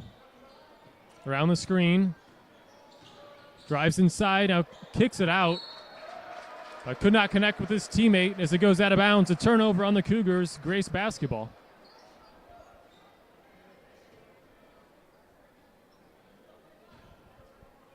Stoltzfus across the timeline. Now over to Cade Gibbs. Here's Jacob Gibbs. Davidson, Malone underneath, double team, triple teamed. Gets it blocked and still scores. All 5 Cougars were very close to him, yet he's still able to score. As Malone, one of the better players in the conference and in the country. Fadeaway shot by Loudon is good.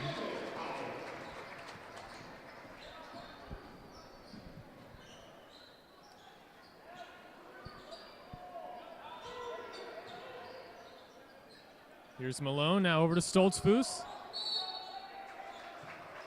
Foul underneath the basket going against St. Francis, called on Brandon Northern. That will be his first and the team's second, so checking in is Zane Burke for Evan Loudon. Burke averages 15.3 points per game for the Cougars. Put up 24 points in the team's loss to Huntington on Wednesday. Gibbs into Stoltzfus, now over to Jacob Gibbs. He drives inside, tough shot, and is fouled. So free throws coming for Jacob Gibbs. And that is already the second personal foul on Brandon Northern of St. Francis.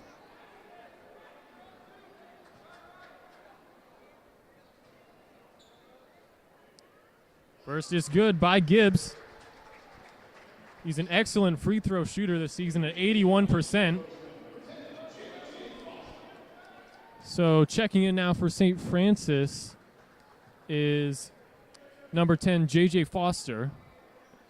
And the next free throw is off by Gibbs.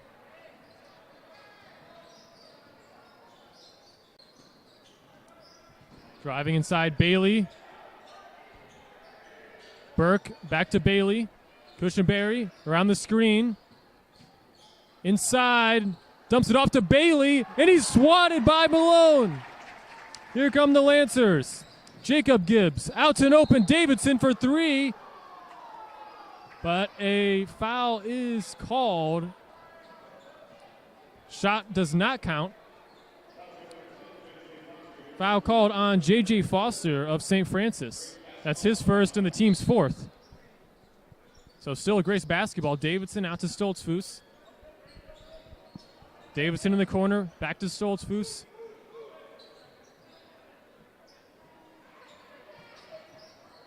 Davidson over to Gibbs for three, and that's off the mark. Rebound pulled down by Bailey. Here's Cushenberry cross midcourt. Cougars down by 2. Here on senior day at St. Francis. Foul on the floor called against Grace. Foul called on Jacob Gibbs. That's his first and Grace's first.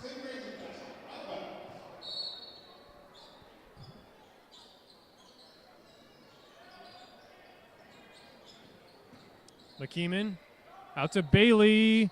His shot is good. Three-pointer by Brayton Bailey, the junior.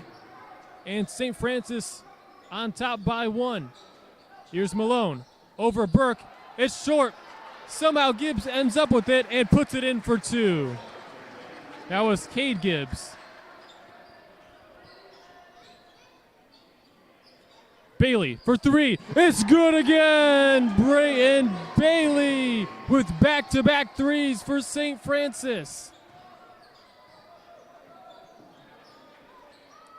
Malone to Stoltzfus. Now here's Jacob Gibbs. His right corner three. Ball's off. Fight for the rebound, and it will be a foul called against Grace. That one going against Elijah Malone.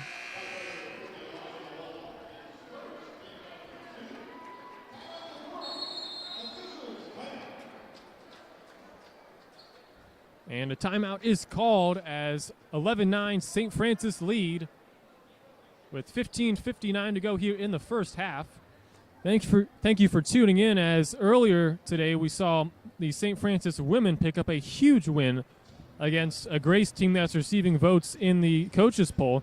The final for that one was 64-54. They become the first team in the Crossroads League to beat the Grace women aside from Indiana Wesleyan or Marion. So a big win for the Cougars. And early on in this game, we've seen quite a few three-pointers from St. Francis,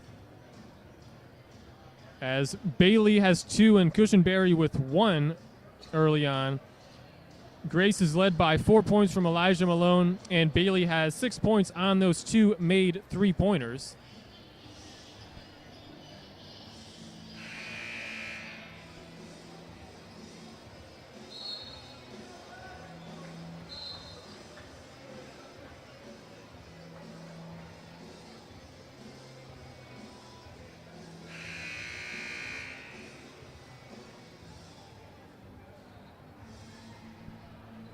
Grace enters this game as one of the favorites to win the NAIA tournament, as they are the 4th-ranked team in the country. They'll be very highly seeded when that tournament comes around. Meanwhile, St. Francis looking to maybe make a late run, and a win against Grace would certainly help, as Burke misses a couple shots. Cougars just 13-13 this season. Malone hits the top of the key 3 ball. Malone, a 39% three-point shooter. The big man knocks it down from beyond the arc. And early on, it's a three-point shooting contest.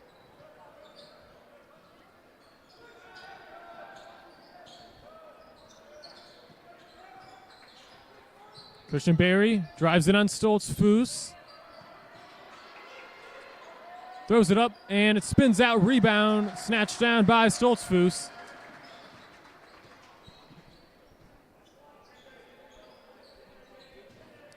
Cade Gibbs backing down Burke. Now out to Malone. The 6'10" junior center for Grace. Stoltzfus Top of the key three, and he knocks it down. Only a 29% shooter from beyond the arc, but a huge three ball early on in this first half. Step back jumper by Foster is good. Deep two-pointer. And both teams knocking down some deep shots early on. Malone goes up with it, and one hand throws it down.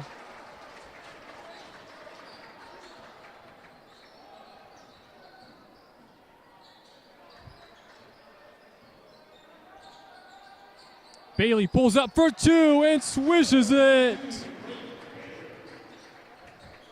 Bailey on fire with 8 points already.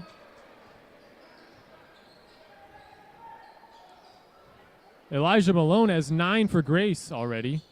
Here's Jacob Gibbs, and he is fouled. Shot is no good. Personal foul going against Zane Burke of Saint Francis. His first and the team's 5th.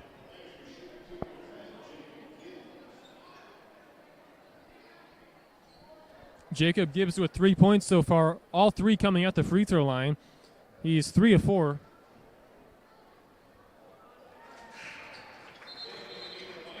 A few substitutions check in for Grace. Number 20, Jake Wadding, and number 23, Ian Scott. Jake Wadding recently reached 1,000 career points in the team's win against Goshen on Wednesday. And Ian Scott had a big game. He had 17 points for Grace.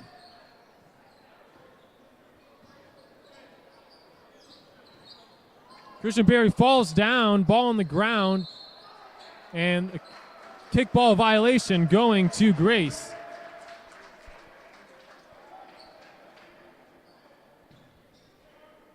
So Malone and Cade Gibbs go to the bench for Grace.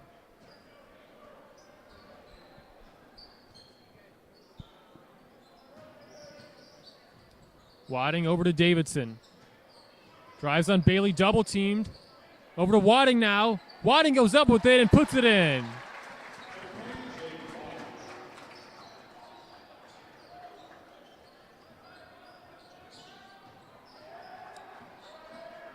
Bailey's had the hot hand so far this game, already with 8 points. Here's Foster with the shot. That's off, rebound Wadding. Outlet pass Davidson. He goes up with it and lays it in. And this Grace team so dangerous in transition. They are so good at converting on those opportunities.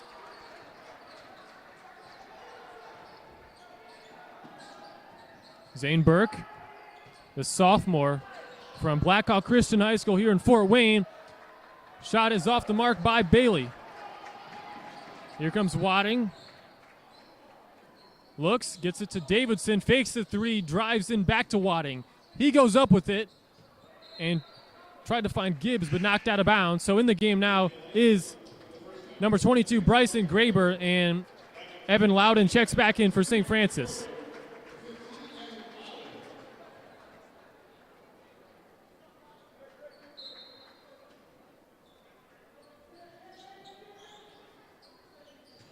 Gibbs.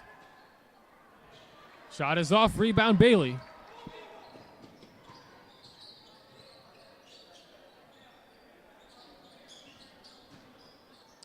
Burke over Davidson, he scores!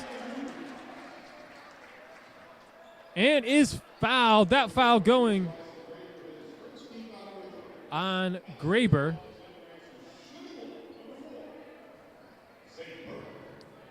Of course, Zane Burke and Frankie Davidson, along with Marcus Davidson, all went to Blackhawk Christian High School.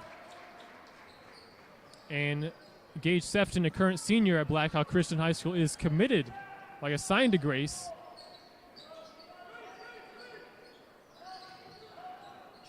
On the other end is Gibbs with an easy two.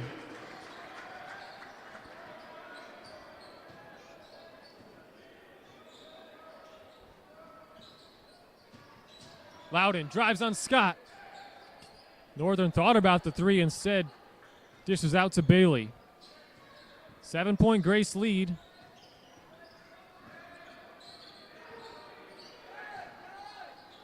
Burke. Right corner three is short. Rebound, Graber.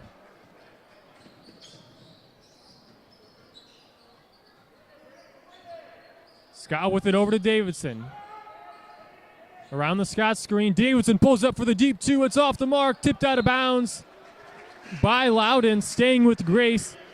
Checking into the game now for Grace is Brett Sikafus, as Jacob Gibbs goes to the bench for the Lancers. And a bit of miscommunication there, as Davidson and Wadding weren't quite sure who that inbound pass was meant for, but it goes out of bounds and a turnover on Grace going to St. Francis. Cougars led by head coach Chad Lacrosse.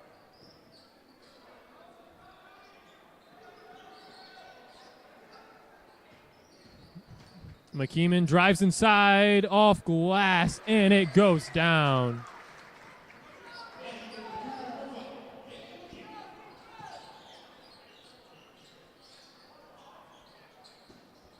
Wadding. The right corner is Sikafus. His three ball is up and in.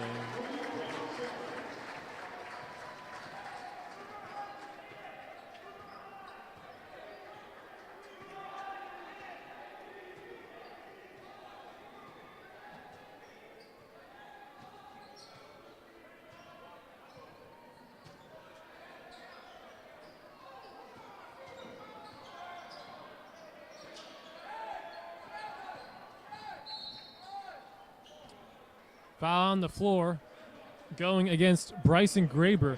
That will be his second personal foul. So into the game now for Grace is Cade Gibbs.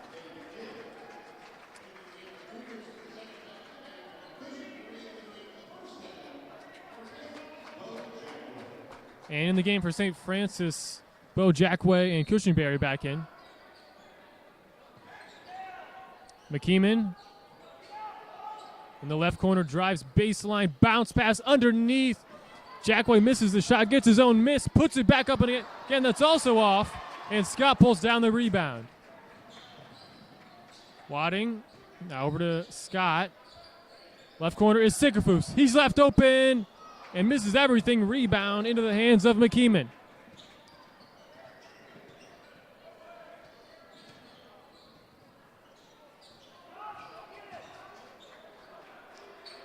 Grace leading 28-20.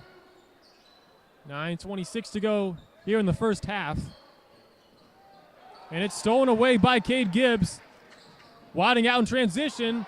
Lost it a bit, but still able to score. And now Grace up by 10 points.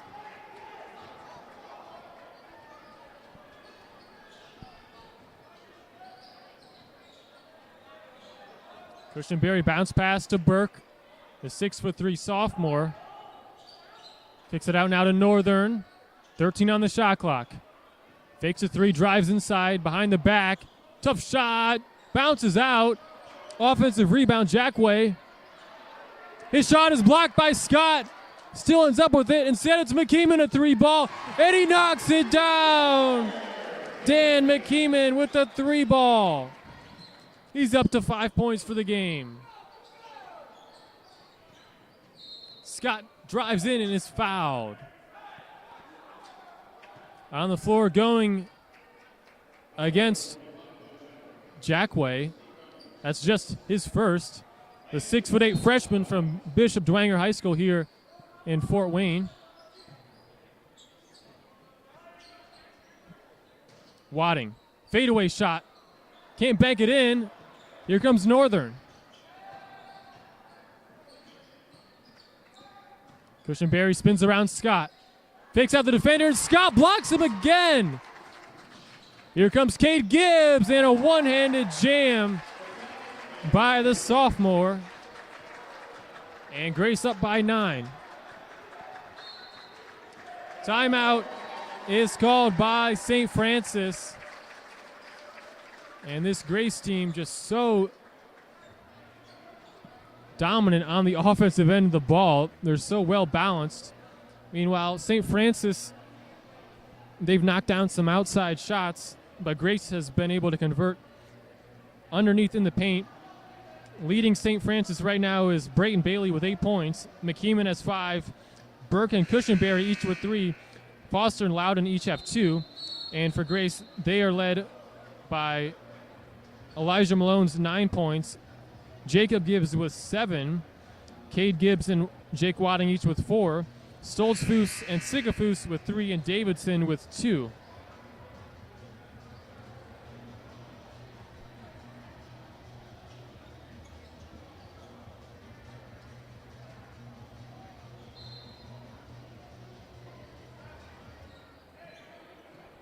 So out of the timeout, it's St. Francis basketball.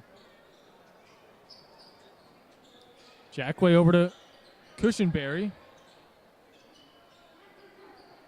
Northern over to Jackway underneath, and he swatted again by Scott. Ian Scott has played some excellent defense. The 6'7" sophomore from Plainfield. And there's another timeout. As just what a sequence by Scott, making plays on the defensive end of the ball. So St. Francis enters this game on a 2-game losing streak. They lost at Spring Arbor 78-67 last Saturday and dropped a close one to a very good Huntington team, one that has beaten Grace and Indiana Wesleyan this season. The score for that one was 86-78. But despite that loss, Zane Burke put up 24 and Brandon Northern had 20. You look at their 13-13 overall record and 6-10 conference record, and that might not look too impressive, but the Crossroads League is just so deep and so talented that any team can beat any team on any given day. And early on, Grace with a 9-point lead, but when these two teams met back in December, Grace won 72-65 in a game that looked like it could really go either way up until the final few minutes when Grace pulled away. Some other games that are going on in the Crossroads League today: Bethel at Taylor, Mount Vernon at Huntington, Spring Arbor at Goshen, and Marion at Indiana Wesleyan. And, of course, Grace fans rooting for Marion to win that game, as the Lancers tied with the Wildcats for first place in the Crossroads League at 13-3. Huntington is third at 12-4. Meanwhile, St. Francis at 6-10, they're eighth in the Crossroads League. And out of the timeout, a Brandon Northern 3-ball bounces off the rim, and Elijah Malone pulls down the rebound.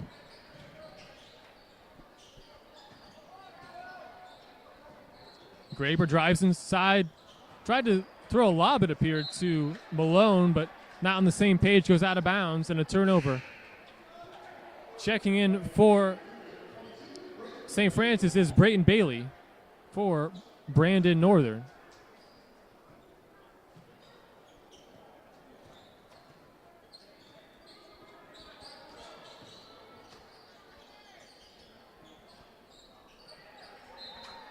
Cade Gibbs deflects it out of bounds. As into the lineup for Grace, Jacob Gibbs for Brett Sikafus.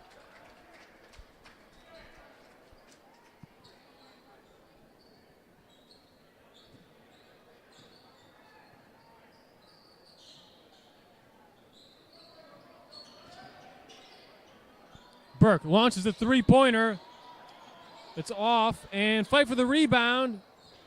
Gibbs able to throw it off of Jackway, and it will be Grace basketball.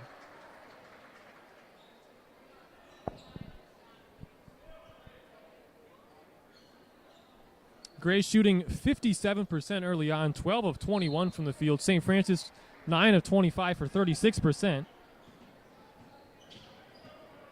Here comes Graber, guarded closely by Cushenberry, and they're going to get Graber with an offensive foul.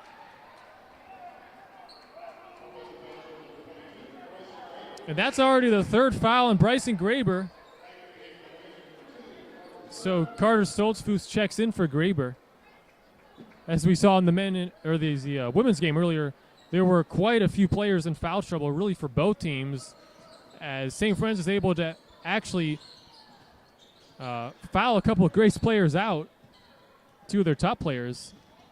We'll see if they're able to do the same here in the men's game.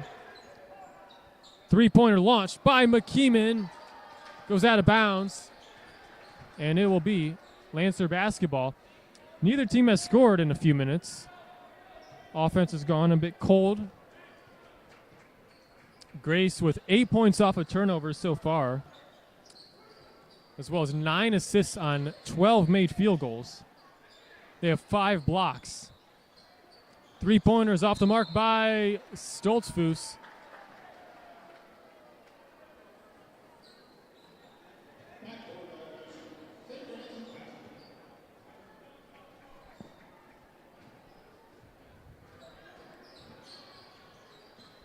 Cushionberry, one of the 3 players honored before this game on senior day here at St. Francis. Cassidy Crawford was honored prior to the women's game. Cushionberry steps into contact and able to draw a foul. 2 shots coming for Cushionberry as on Elijah Malone. That's his second personal foul. Cushionberry, a 5'8" graduate guard from Warren Central High School, averages 18 points per game and is an 85% free throw shooter. Excellent on the season. Into the game for the first time is Joe Reedy, number 3 for St. Francis.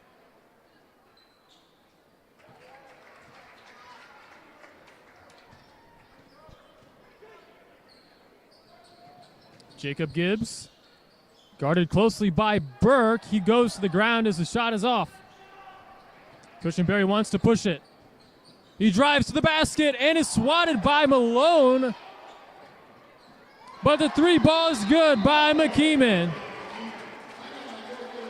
think St. Francis fans might have wanted a goaltend with that, but I'm sure they're happy with getting a 3-pointer compared to just that 2-pointer had they called a goaltend. So all of a sudden, St. Francis on a bit of a run to cut it to a 4-point game.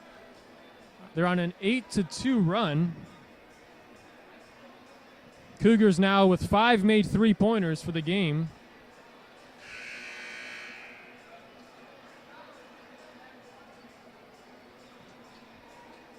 (32-28). Grace on top. As this first half has flown by, just a little over 5.5 minutes to go.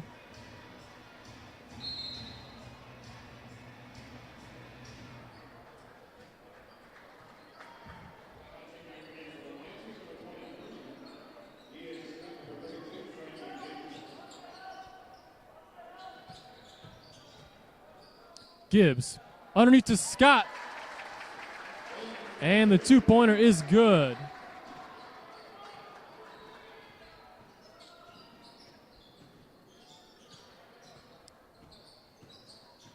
Northern throws up a shot off glass and count it. Bailey up to 10 points now. Gibbs somehow converts around the defense. He's now up to 9. That's Jacob Gibbs.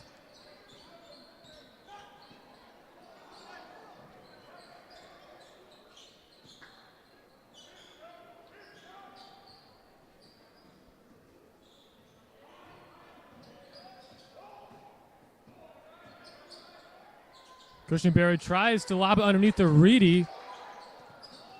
Here's Bailey. Shot is off and rebound by Cade Gibbs. Fires a pass to Scott and takes too many steps there. A turnover. Ball going back to St. Francis.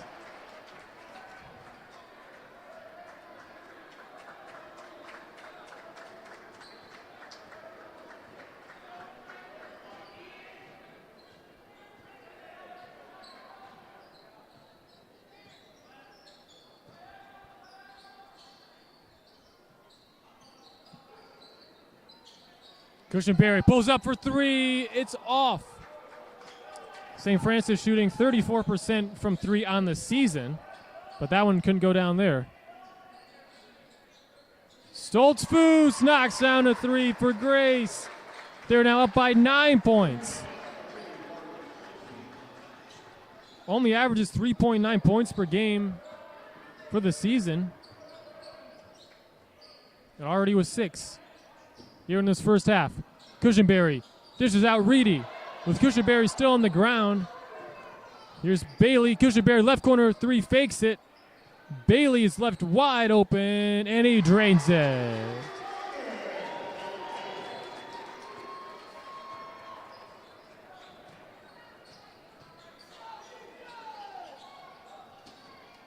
Davidson out to Stoltzfus again for 3. That one's off.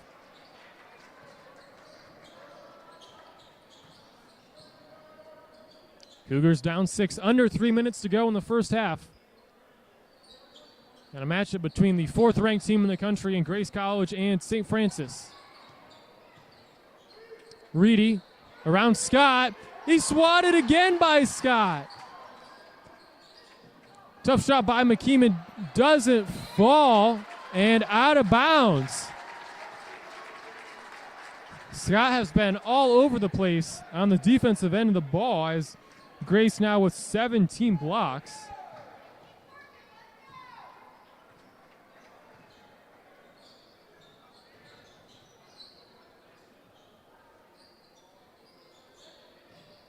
Davidson over to Scott. Thought about the 2-pointer. Underneath the Gibbs. That's off. And rebound Reedy.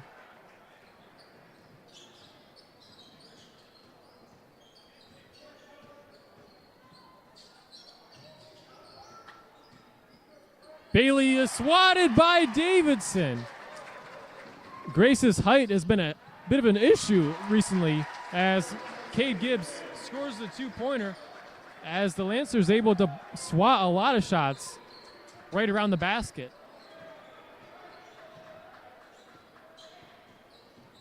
Cushenberry drives in and he's fouled. This foul will be going against Cade Gibbs for Grace. That's his first and the team's 7th. So at the line with 2 shots is Cushenberry. He has 5 points in this game, 2 of 2 at the free throw line so far.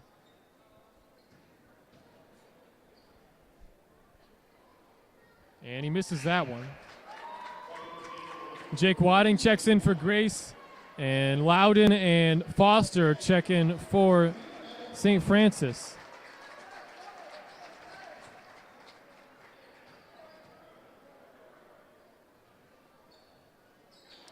And the second is good by Cushenberry.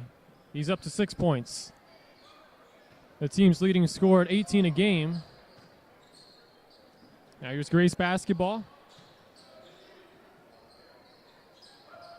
Davidson around the Scott screen. Kicks it out, but stolen away by McKeeman.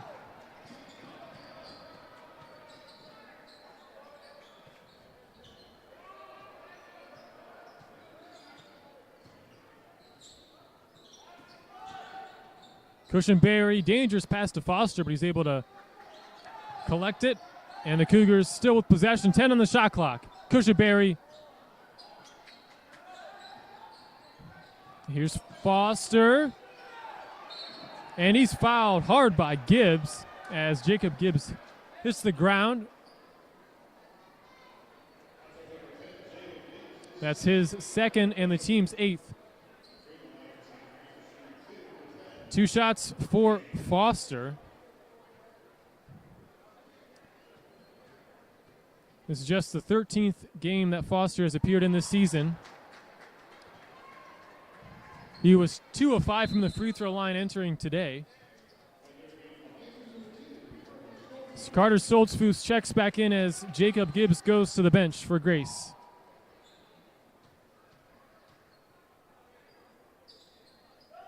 Lancers are 10-1 on the road this season. St. Francis 4-6 at home as Zane Burke checks in for Foster.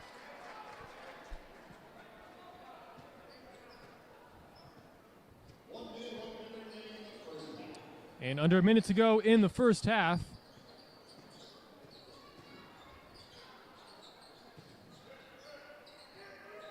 Wadding to Davidson, but he lost it out of bounds. A turnover going to the home team as they look to perhaps cut this to a 1-possession game Cushionberry lets it roll out, so the clock still is not started. And the clock now starts.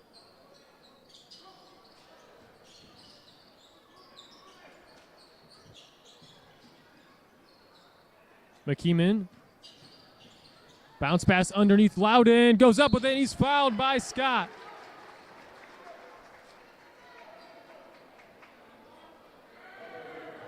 That's Scott's first foul and Grace's ninth.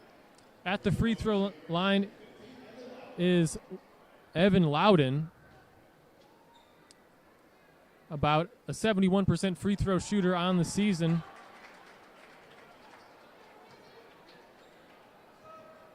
And Elijah Malone and Cade Gibbs.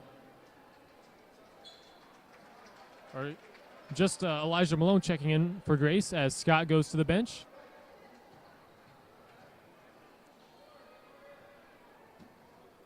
And the free throw is good by Loudon. So 5-point game. Just about a second or two difference between shot and game clock. Grace could hold for the final shot if they choose to do so.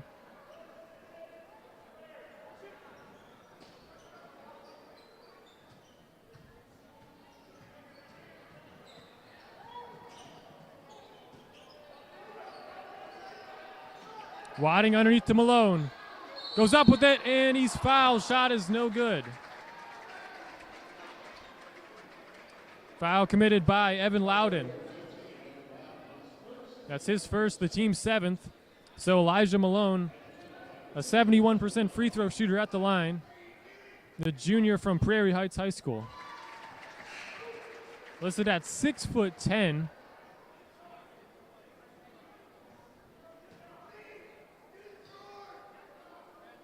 He's now up to 11 points for the game as Scott checks in for Malone. With 3.7 to go in the first half. Grace leading by 7. St. Francis with a chance for a last-second shot. Here's Burke. Burke throws it up. And they call travel on Burke. They're going to put some time back on the clock, change it to 1.2 seconds. So Grace will have a chance for a final shot if they would attempt to throw something up.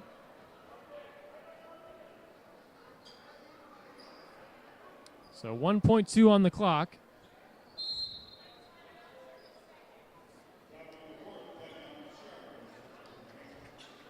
So timeout is called. Timeout called by Grace.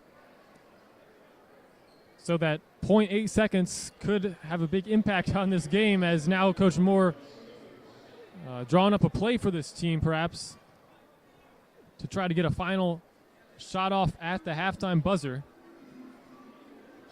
Grace has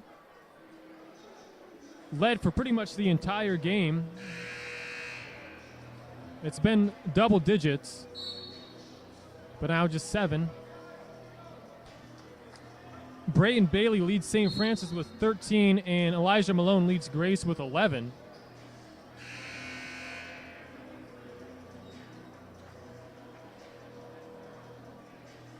Grace with 24 points in the paint compared to St. Francis's 8. Grace also has 8 blocks in this first half. Gets it in at the buzzer. Stoltzfus' shot is no good. So halftime score, Grace leads St. Francis 43-36. Second half of action coming up in about 15 minutes or so from now. So we're going to step aside, but when they come back, I'll take a look at some of the first half stats as well as preview the second half, so stay tuned.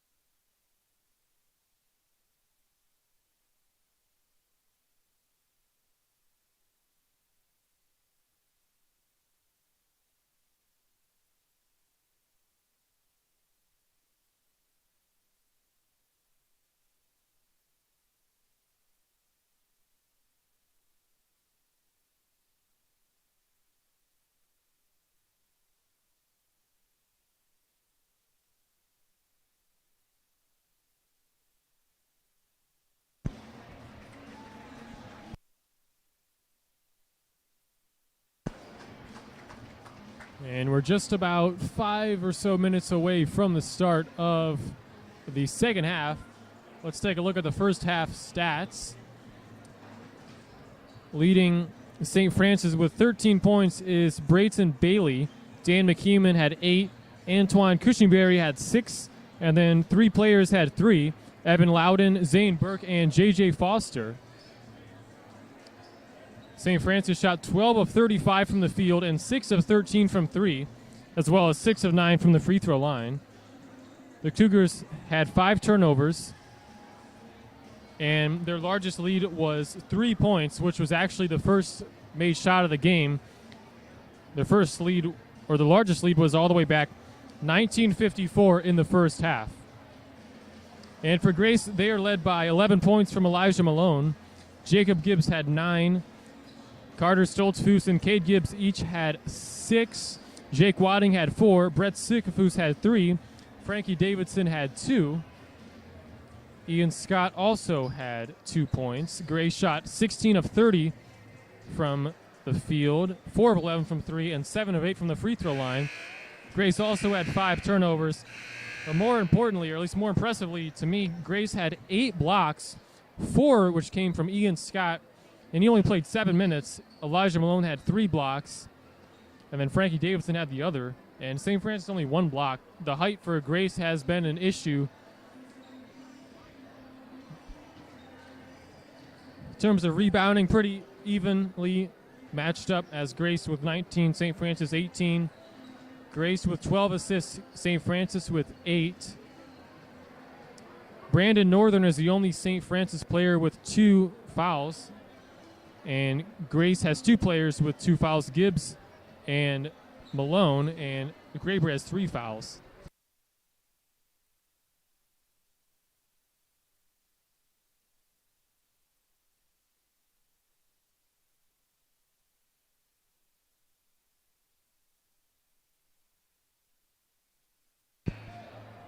That is Jacob Gibbs with the 2 fouls for Grace.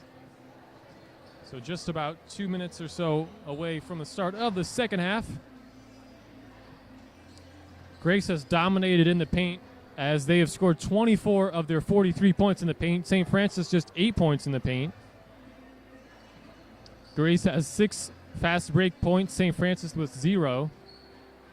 The score is tied 1 time, and there's been 5 lead changes. As I said earlier, Grace's largest lead was 10, which was with 9:14 to go in the first half. And St. Francis' largest lead was 3 points, which was 6 seconds into the game. But the Cougars are hanging around just down by 7 points as the second half of action about to start. Brayton Bailey led the team with 13 for St. Francis, and then Elijah Malone led Grace with 11. Both of these teams have just 1 more game to go after today in the regular season. St. Francis next Saturday at Bethel, Grace next Saturday at Spring Arbor.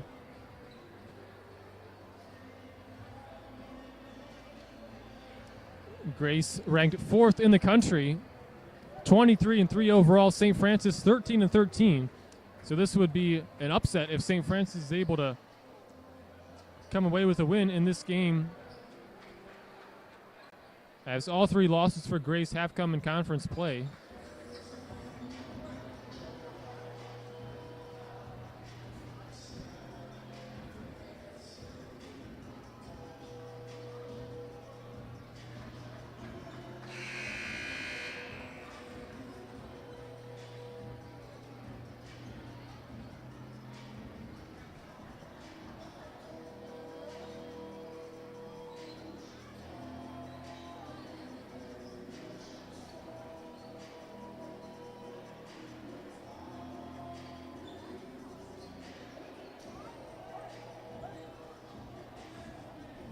It will be Grace basketball to start the second half.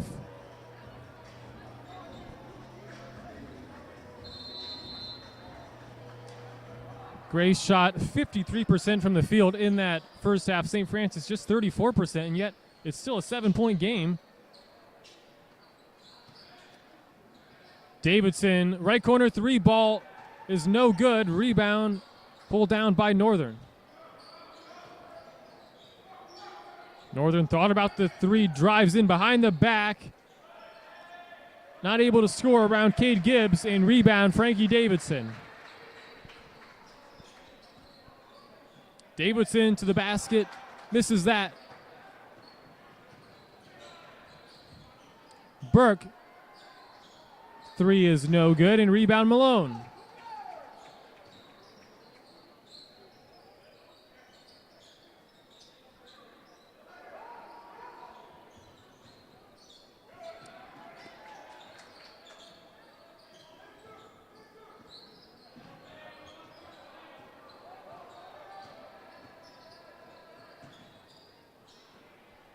Gibbs, shot off glass is good to go. That's Cade Gibbs with the bucket. He's now up to 8 points on the game.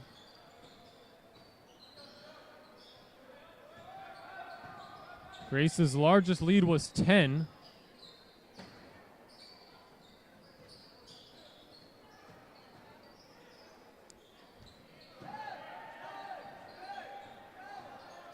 Cushenberry, fadeaway shot. In and out.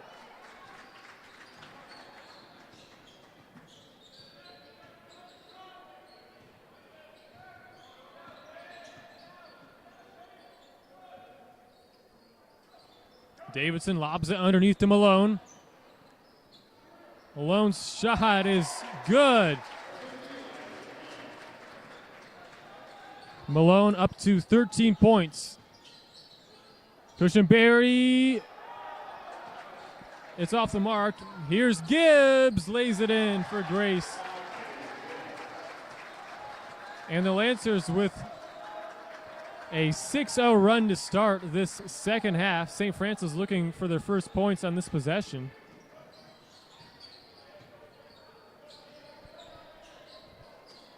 Stolen away by Jacob Gibbs, and he lays it in. And Elijah Malone gave him a look like, that's all you did? You didn't try to dunk it? As Grace has now a 15-point lead. Their largest of the game. 8-0 run in this second half so far. Burke backs down. Stoltzfus. Burke gets it to go.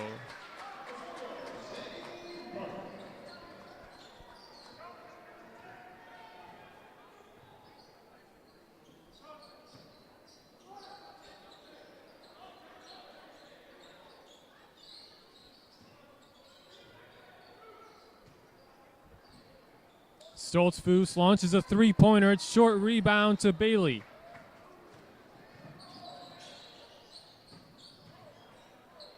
McKeeman is trapped, and it's stolen away by Davidson. Davidson lays it in.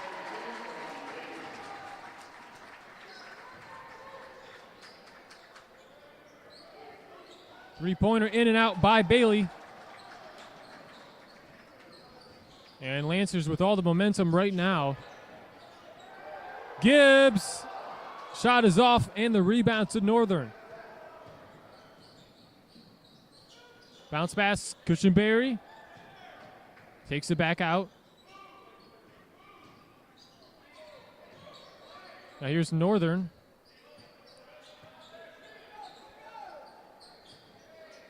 Pulls up for three, and it's good! Brandon Northern, a much-needed three-pointer. It was a 7-point Grace lead at the half.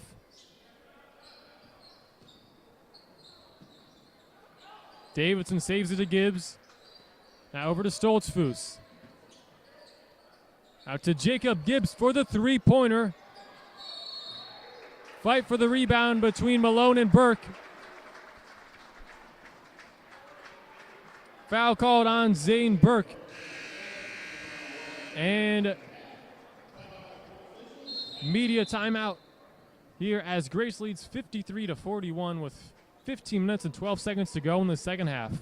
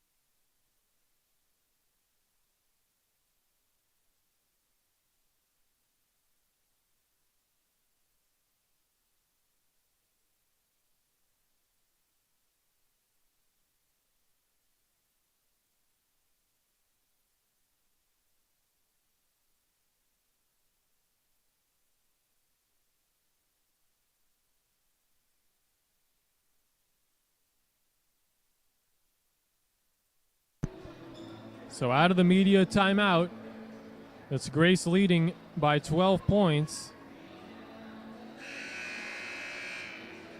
And it will be Grace basketball.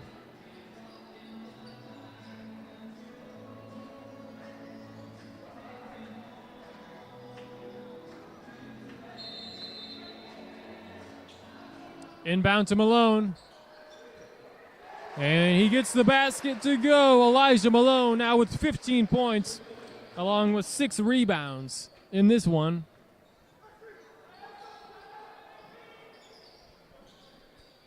Cushenberry, too strong, but offensive rebound in Northern. Bailey takes a three-pointer. Misses that rebound, Cade Gibbs.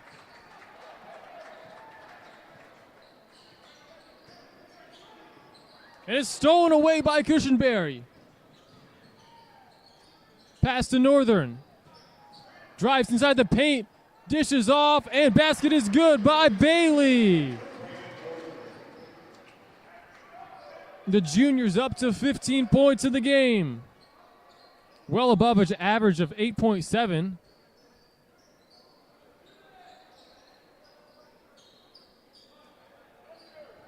Cross-court pass. Davidson for 3. That's short. Malone offensive rebound.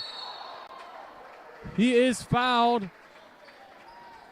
That going against Zane Burke. That will be his 3rd personal foul and the team's 2nd. Burke with 5 points in this game as Loudon checks in for Cushenberry for St. Francis.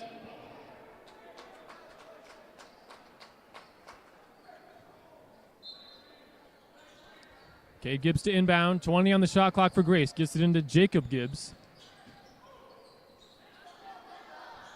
Loudon had a hand in there. It's out to Malone, is swatted away but recovered. Gibbs drives in, shot off, spins off the rim, and Bailey a rebound.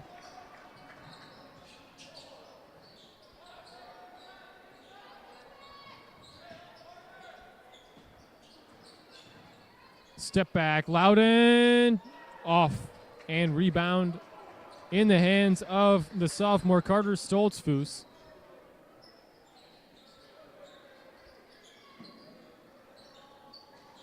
Malone fires a pass underneath to Jacob Gibbs, and he scores.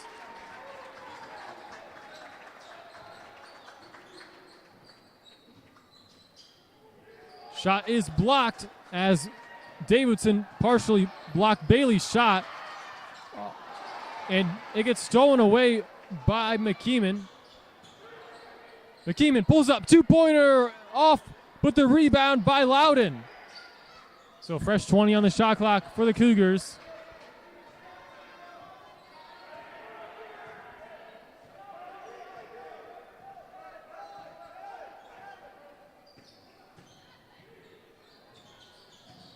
Loudon to Burke for 3. That's off, but offensive rebound. Pull-up 3 is good by Northern.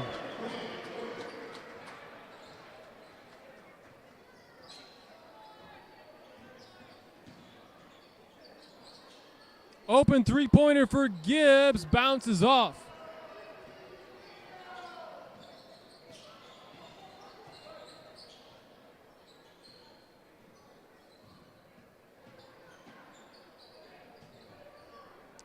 Northern, a three-pointer, in and out, rebound Malone.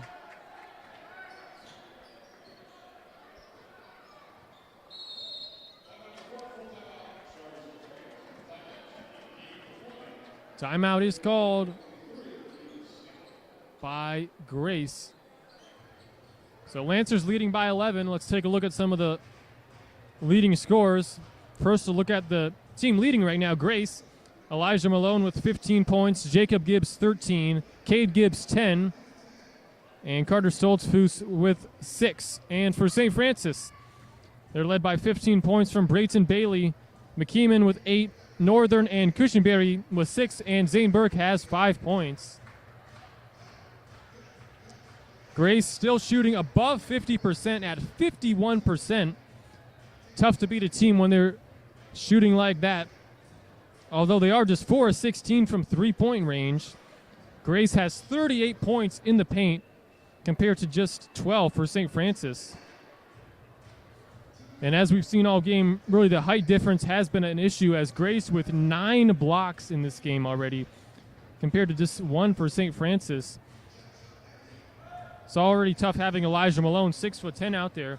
But when you have Frankie Davidson, 6'7", and then off the bench, Ian Scott, 6'7", it's tough. And this St. Francis team, at least in their starting lineup, does not necessarily have a ton of height.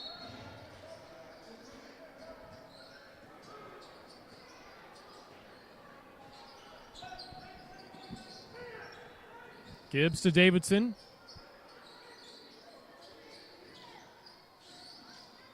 Right corner is Wadding. Gibbs at the top of the key, drives inside. Gibbs shot off is no good, and ball on the ground.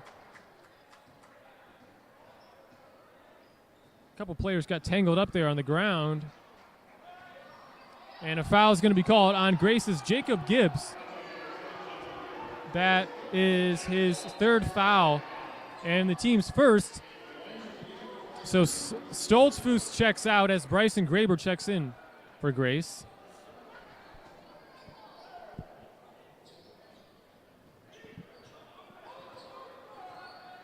$11-point lead for the number 4 ranked team in the country. St. Francis looking to cut that to single digits on this possession. Burke launches a three-pointer, that's off, knocked around. Somehow it's gotten by Loudon, but Scott swats it. And foul on the ground.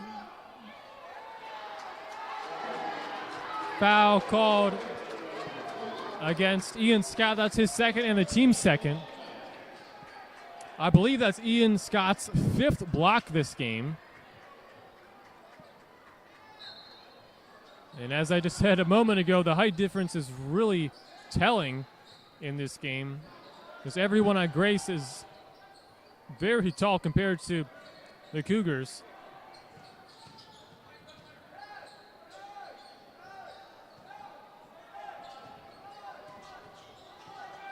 Cushenberry, step back 3, partially deflected by Gibbs, and a shot clock violation.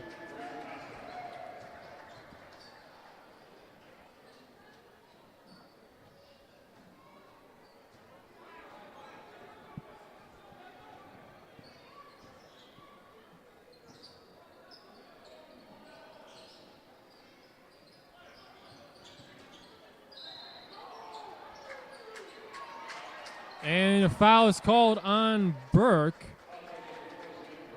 That will be his 4th personal foul. And the team's 3rd. So checking in now for St. Francis is Dan McKeeman for Zane Burke.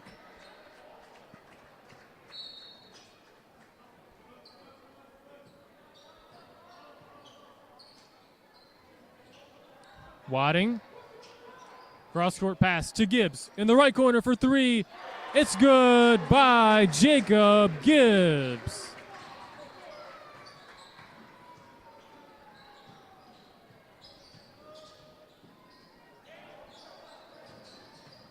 Bailey's just being hounded by Scott right now. And another block by Scott. Not much Bailey can do, only 6'2". Scott 6'7". Wadding. That shot rolls off the rim.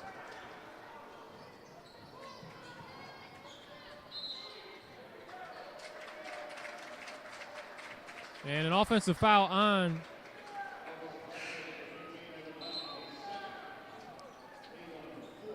on Loudon, I believe.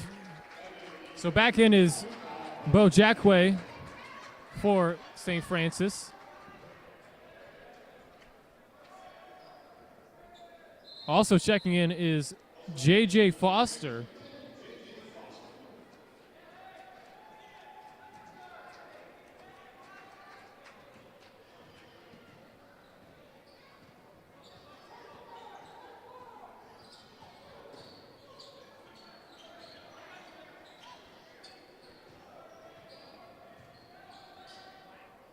got too high of a pass, and it goes out of bounds.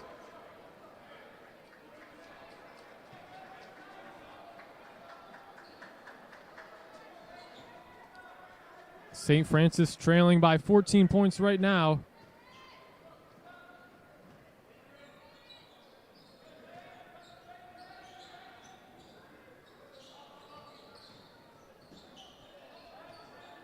Cougars shooting just 29.6% from the field. Shots are just not falling right now. Jackway out to McKeeman. Fakes it, then takes a shot. That's also a miss. Gibbs to Wadding. Oh, what a move by Wadding.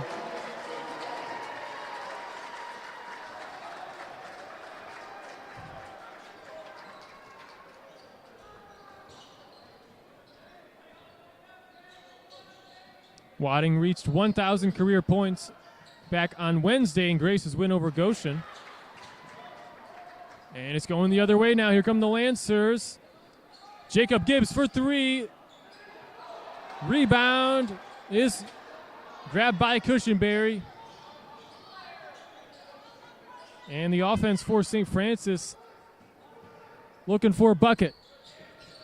Foster crosses over Graber, and he's fouled. 2 shots coming for J.J. Foster, and that's the 4th foul on Bryson Graber, and the team's 3rd.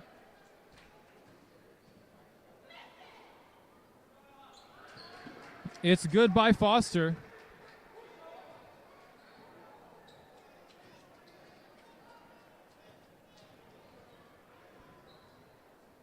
And he knocks down both as he's up to 4 points now for the game, or 5 with that, I guess, with that last make.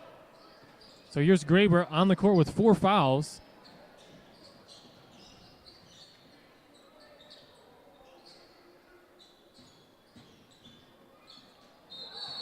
And Wadding is fouled. This going against Brandon Northern. That will be his 3rd foul and the team's 5th. So at the free throw line is Jake Wadding for Grace.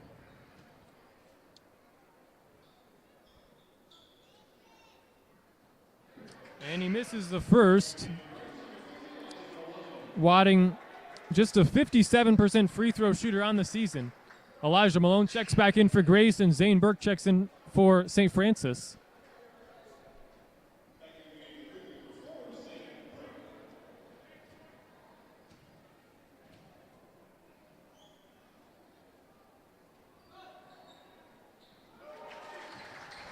Wadding connects on the second.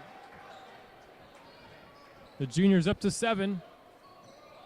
But it's still a 15-point lead for Grace. Can the Cougars make a run here? Under 8 minutes to go now.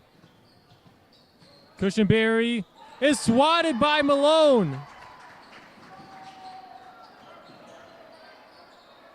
Graber now over to Gibbs. Wadding goes up with it and scores. They're going to count the basket, and that's going to be a foul called against Cushenberry, his 2nd and the team's 6th. Jacob Gibbs checks out. Carter Stoltzfus into the lineup. So Wadding with another free throw coming to get himself into double digits in the scoring department. That free throw is good. Wadding now the 4th Grace player in double digits, joining Jacob Gibbs, Malone, and Cade Gibbs. Outlet pass Malone to Cade Gibbs. Spin move on Burke. Misses it, and rebound to Jackway. 18-point lead now for Grace as they continue to expand their lead.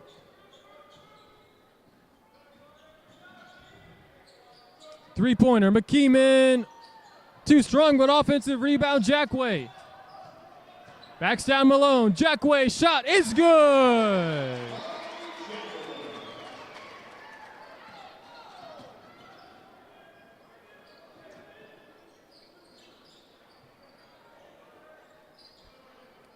Three-pointer is in and out by Stoltzfus. Rebound to Cushenberry. Thought about pulling up for three, instead hands it off to Burke. He drives in the lane and shot spins off the rim. Malone with the rebound.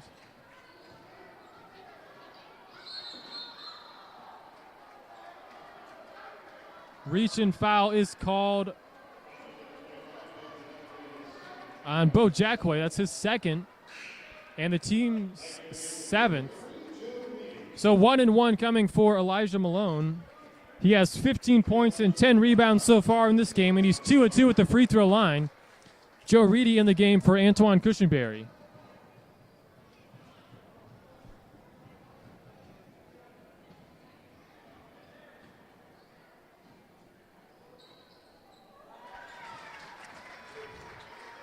Malone makes the first, so he'll get another. Malone, 13.8 points per game on the season. He shoots 62% from the field and a solid 71% at the free throw line. That one bounces out, though. 17-point lead, and Grace has been in complete control over these last few minutes. We'll see if the Cougars can make a late run to get back into this one. Pull up by Foster, and Malone the rebound for Grace, as just shots are not falling today for the Cougars. St. Francis 44% from the field on the season, but today they're just 28%. So definitely having an off day, but give credit to the Grace defense as Malone can't connect on that three-pointer.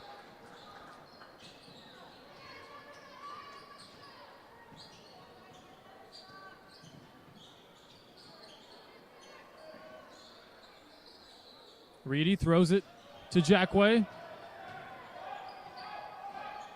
Out to Burke, who was open briefly, but Gibbs got there quickly. Burke is swatted by Gibbs. Coming the other end, here's Graber, is fouled on the way up. That foul going on J.J. Foster, his second and the team's eighth. Grace with just 3 team fouls here in this half. So Bryson Graber, the sophomore guard, averages 3.2 points per game on the season. Converts the first. Graber only a 47% free throw shooter on the season, but he's not taking a whole lot. Loudon in the game. And Davidson in for Grace.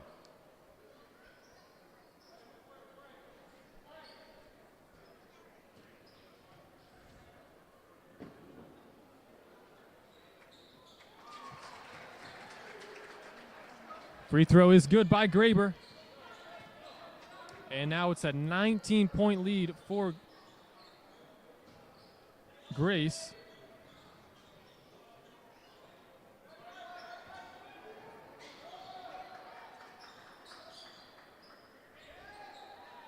Three ball in the right corner.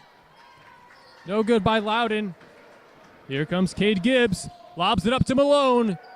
He goes up with it and lays it in off the glass. A 21-point lead for Grace.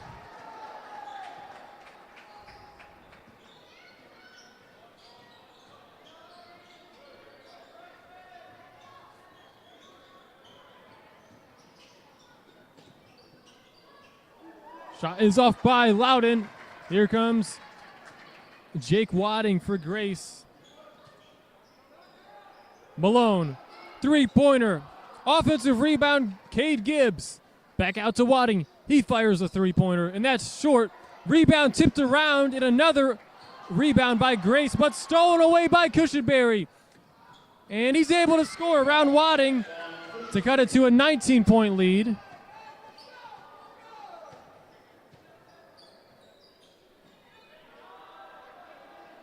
Malone. Over Reedy, throws it down with one hand.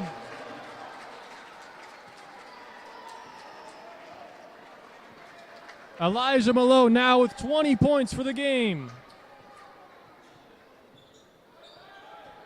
Cushenberry Step back. Oh, can't get it to go. And Grace the rebound. Timeout called by Cade Gibbs. 3:13 to go. It's 52-73. And Grace pulling away with this one. We'll be right back.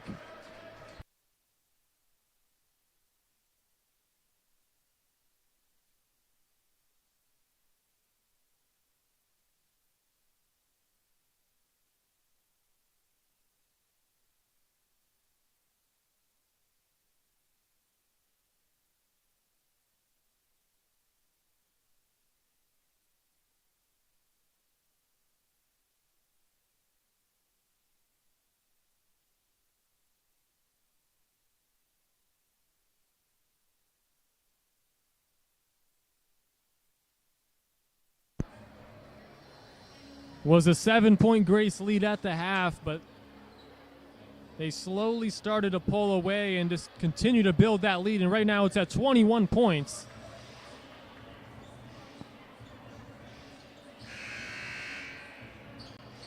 And the Cougars have just not been able to knock down shots here in the second half.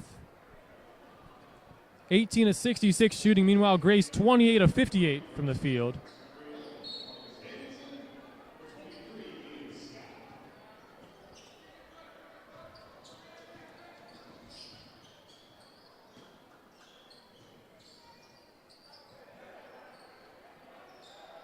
Three-pointer by Sikafus is no good. And under 3 minutes to go now, Cougars need some points in a hurry if they want any chance of coming back into this one. A three by McKeeman, and that is exactly what they needed. McKeeman now up to 11 points on the game. And it's stolen away. Foster hands it off Cushenberry, and he lays it in. This one not over yet. Couple of baskets here by Saint Francis. And it's just a 16-point game. Davidson for three. He's left open. Oh, and he drains it. You can't leave Davidson open as he's shooting 41% beyond the arc of this season. Foster out to Loudon. Open for three. Under 2 minutes to go now.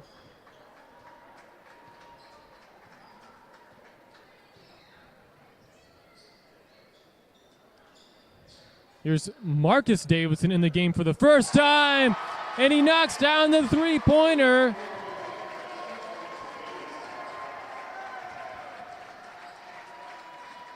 Cushenberry for three, that's good. And a substitution timeout as both teams will empty their bench.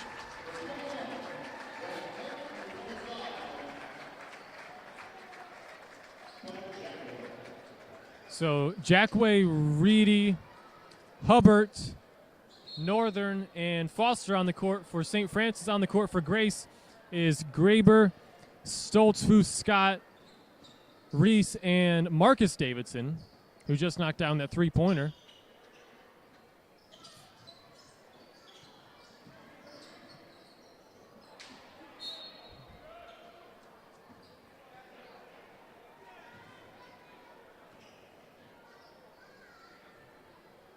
.113 to go, and Grace is going to hold on for this win. It was a close game in the first half, but really just pulled away in that second half. Reedy, he scores, count it. Joe Reedy. Basket is good, foul called on Grace's Brett Sikafus, his first and the team's fourth. Reedy, a freshman from Woodland High School, completes the N1.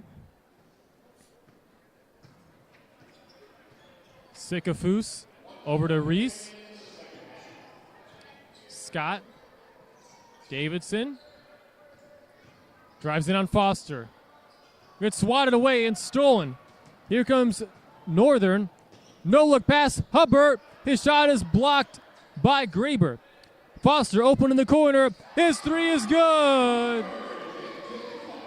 So St. Francis able to knock down some shots here, but a little bit too late as the lead is just 13 now. Foster nearly a steal as Hubbard steals it away. Here's Foster. Goes up with it.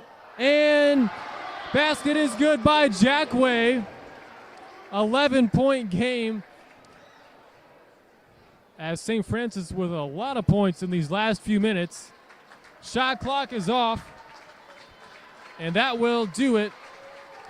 Grace will get the win 79-68 over St. Francis and improve to 24-3 overall in the season and 14-3 overall in the Crossroads League. St. Francis falls to 13-14 and 6-11 in the conference.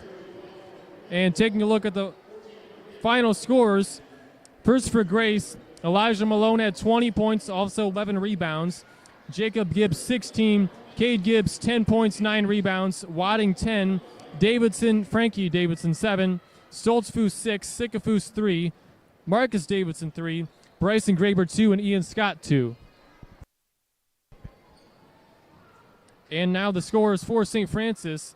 Bailey had 15, Cushenberry 13, McKeeman 11, Foster 8, Northern 6, Burke 5, Jackway 4, Reedy 3, and Loudon 3. Well, that's going to wrap it up for us here at St. Francis. As in the women's game, St. Francis got the win 64-54, but in the men's game, Grace wins 79-68. So thanks for tuning in, and we'll see you next time.